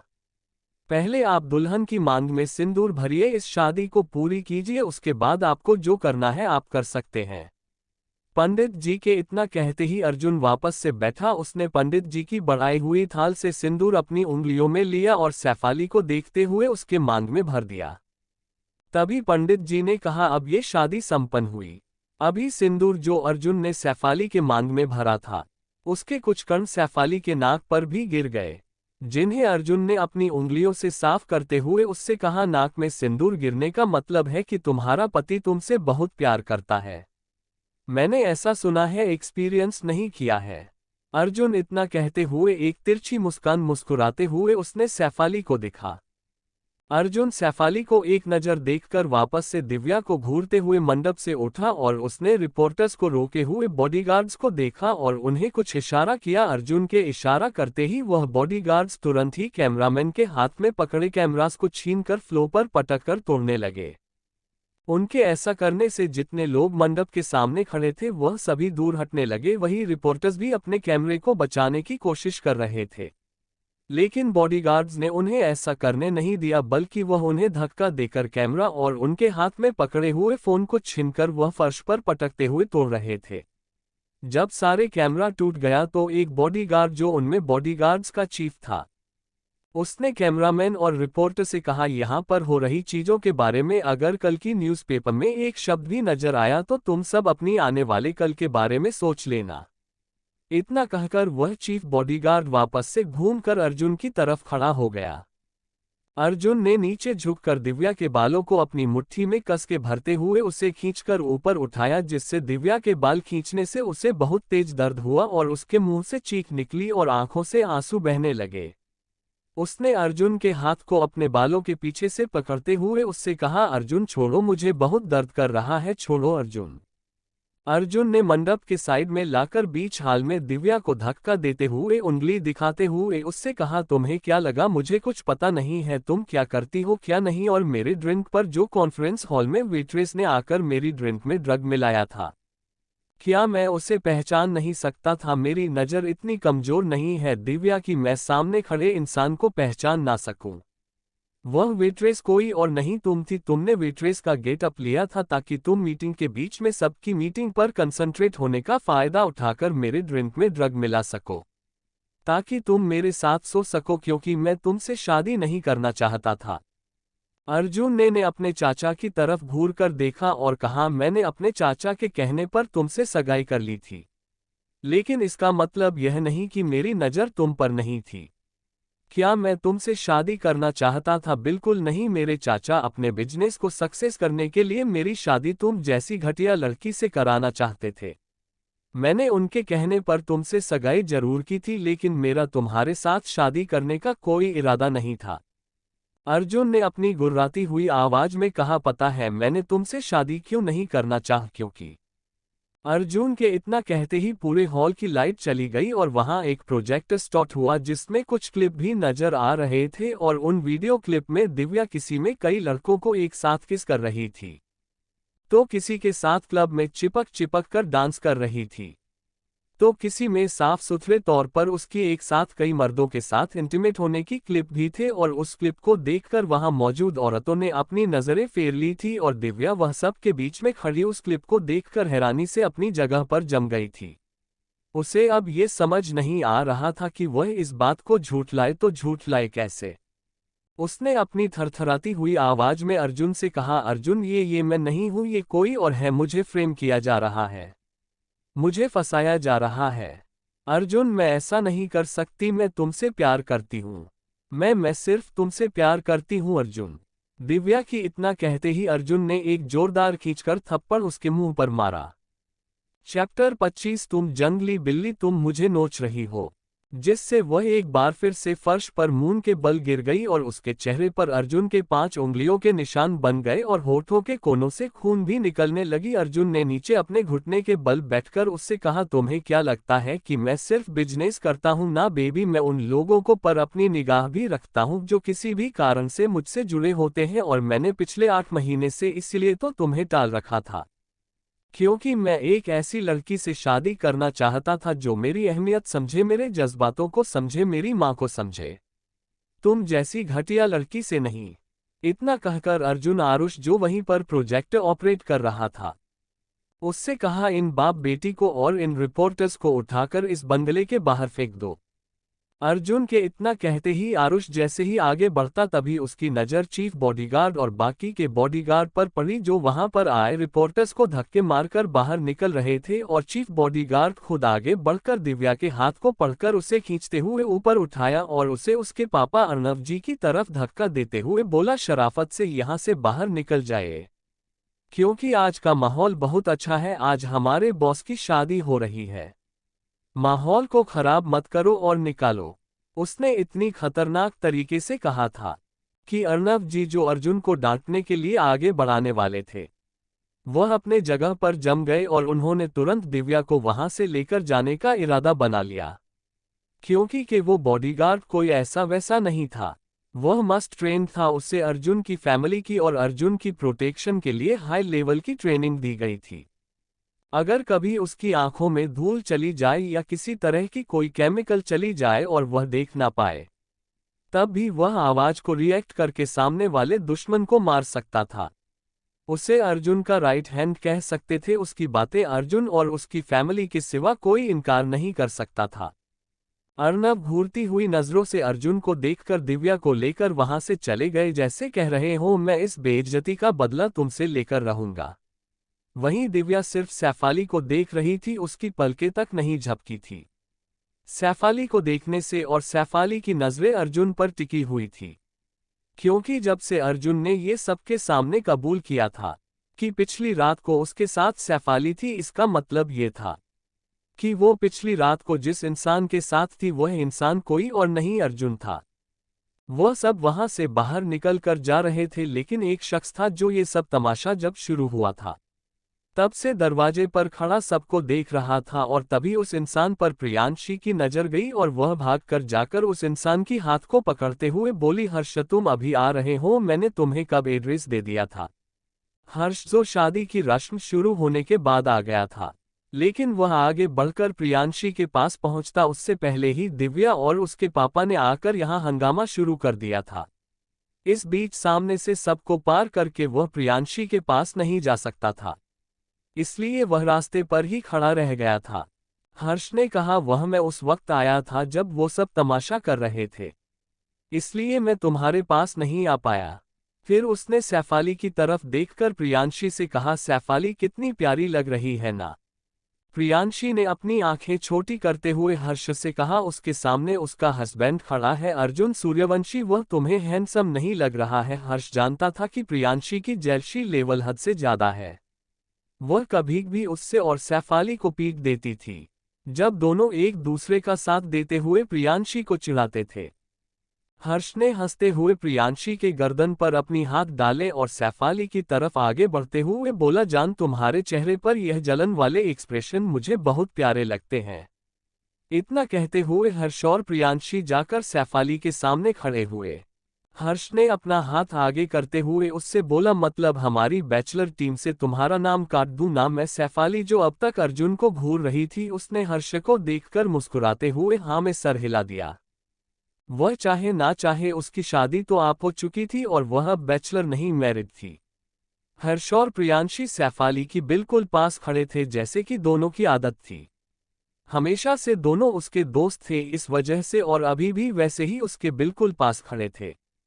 और हर्ष को सैफाली के इतने करीब देखकर अर्जुन की आंखें दर्द हो गई। उसकी आंखों में जैसे एक ठंडक सा उतर रहा था। वह सैफाली और हर्ष के करीब आया और उसने सैफाली और हर्ष के बीच में अपने लिए जगह बनाकर वहां खड़ा होते हुए हर्ष से बोला, सिर्फ मेरी वाइफ से ही मिलना है, मुझसे नहीं। मैं अर्जुन सूर्यवंशी, नाम तो सुना होगा तुमने। ये सब कहते हुए अर्जुन का फेस सीरियस था। उसमें किसी भी तरह के एक्सप्रेशन को नहीं देखा जा सकता था, या यूं कहे कि अर्जुन अपने फेस पर एक्सप्रेशन शो नहीं कर रहा था कि वह जेलेश हो रहा है हर्ष को सैफाली की इतनी करीब देखकर। हर्ष भी सीरियस फेस के साथ कभी प्रियांशी को देखता तो कभी सैफाली को और फिर अर्जुन को। फिर उसने अपना हाथ आगे बढ़ते हुए अर्जुन से कहा, हाय आई एम हर्ष, प्रियांशी का बॉयफ्रेंड। हर्ष के सिर्फ हर्ष कहने पर अर्जुन ने उससे पूछा, सिर्फ हर्ष? हर्ष कुछ कहता उससे पहले ही सैफाली ने अर्जुन का हाथ पकड़कर नीचे कर दिया और उसे दबाते हुए उसे गौर से अपना सर टेढ़ा करके ऐसे घूरने लगी जैसे कि वह अर्जुन से कह रही हो, बस बहुत हुआ और सवाल जवाब नहीं। सैफाली के ऐसे घूरने से अर्जुन चुप हो गया। उसने दोबारा हर्ष से कोई सवाल किया ही नहीं। वही उनसे कुछ दूरी पर खड़ा आरुष प्रियांशी को हर्ष के हाथ पकड़े हुए उसके साथ खड़े हुए मुस्कुराते हुए देख रहा था। उसने अपने मन में कहा, किसी के लिए चाहत दिल में उमड़ रही थी और उसे ख्याल तक नहीं था। किसी के लिए चाहत दिल में उमड़ रही थी और उसे ख्याल तक नहीं था। जाना हमने उनकी किसी और के होने का, सच तो यह मलाल नहीं रहा कि हमने उनसे कुछ कहा क्यों नहीं। आरुष अपने खाली आंखों से प्रियांशी को हर्ष के साथ मुस्कुराते खिलखिलाते हुए देख रहा था। वहीं बाकी सब भी उनके पास आए तो अर्जुन सैफाली का हाथ पकड़कर अपने नाना नानी के पैर छूकर उनका आशीर्वाद लेने के लिए झुका। सैफाली की सर पर उसकी नाना और नानी ने हाथ रखते हुए एक साथ कहा, खुश रहो और हमेशा ऐसे ही एक दूसरे के ढाल बनकर खड़े रहो। सैफाली और अर्जुन जो नीचे झुके हुए थे। सैफाली अपनी कनखियों से अर्जुन को घूर रही थी।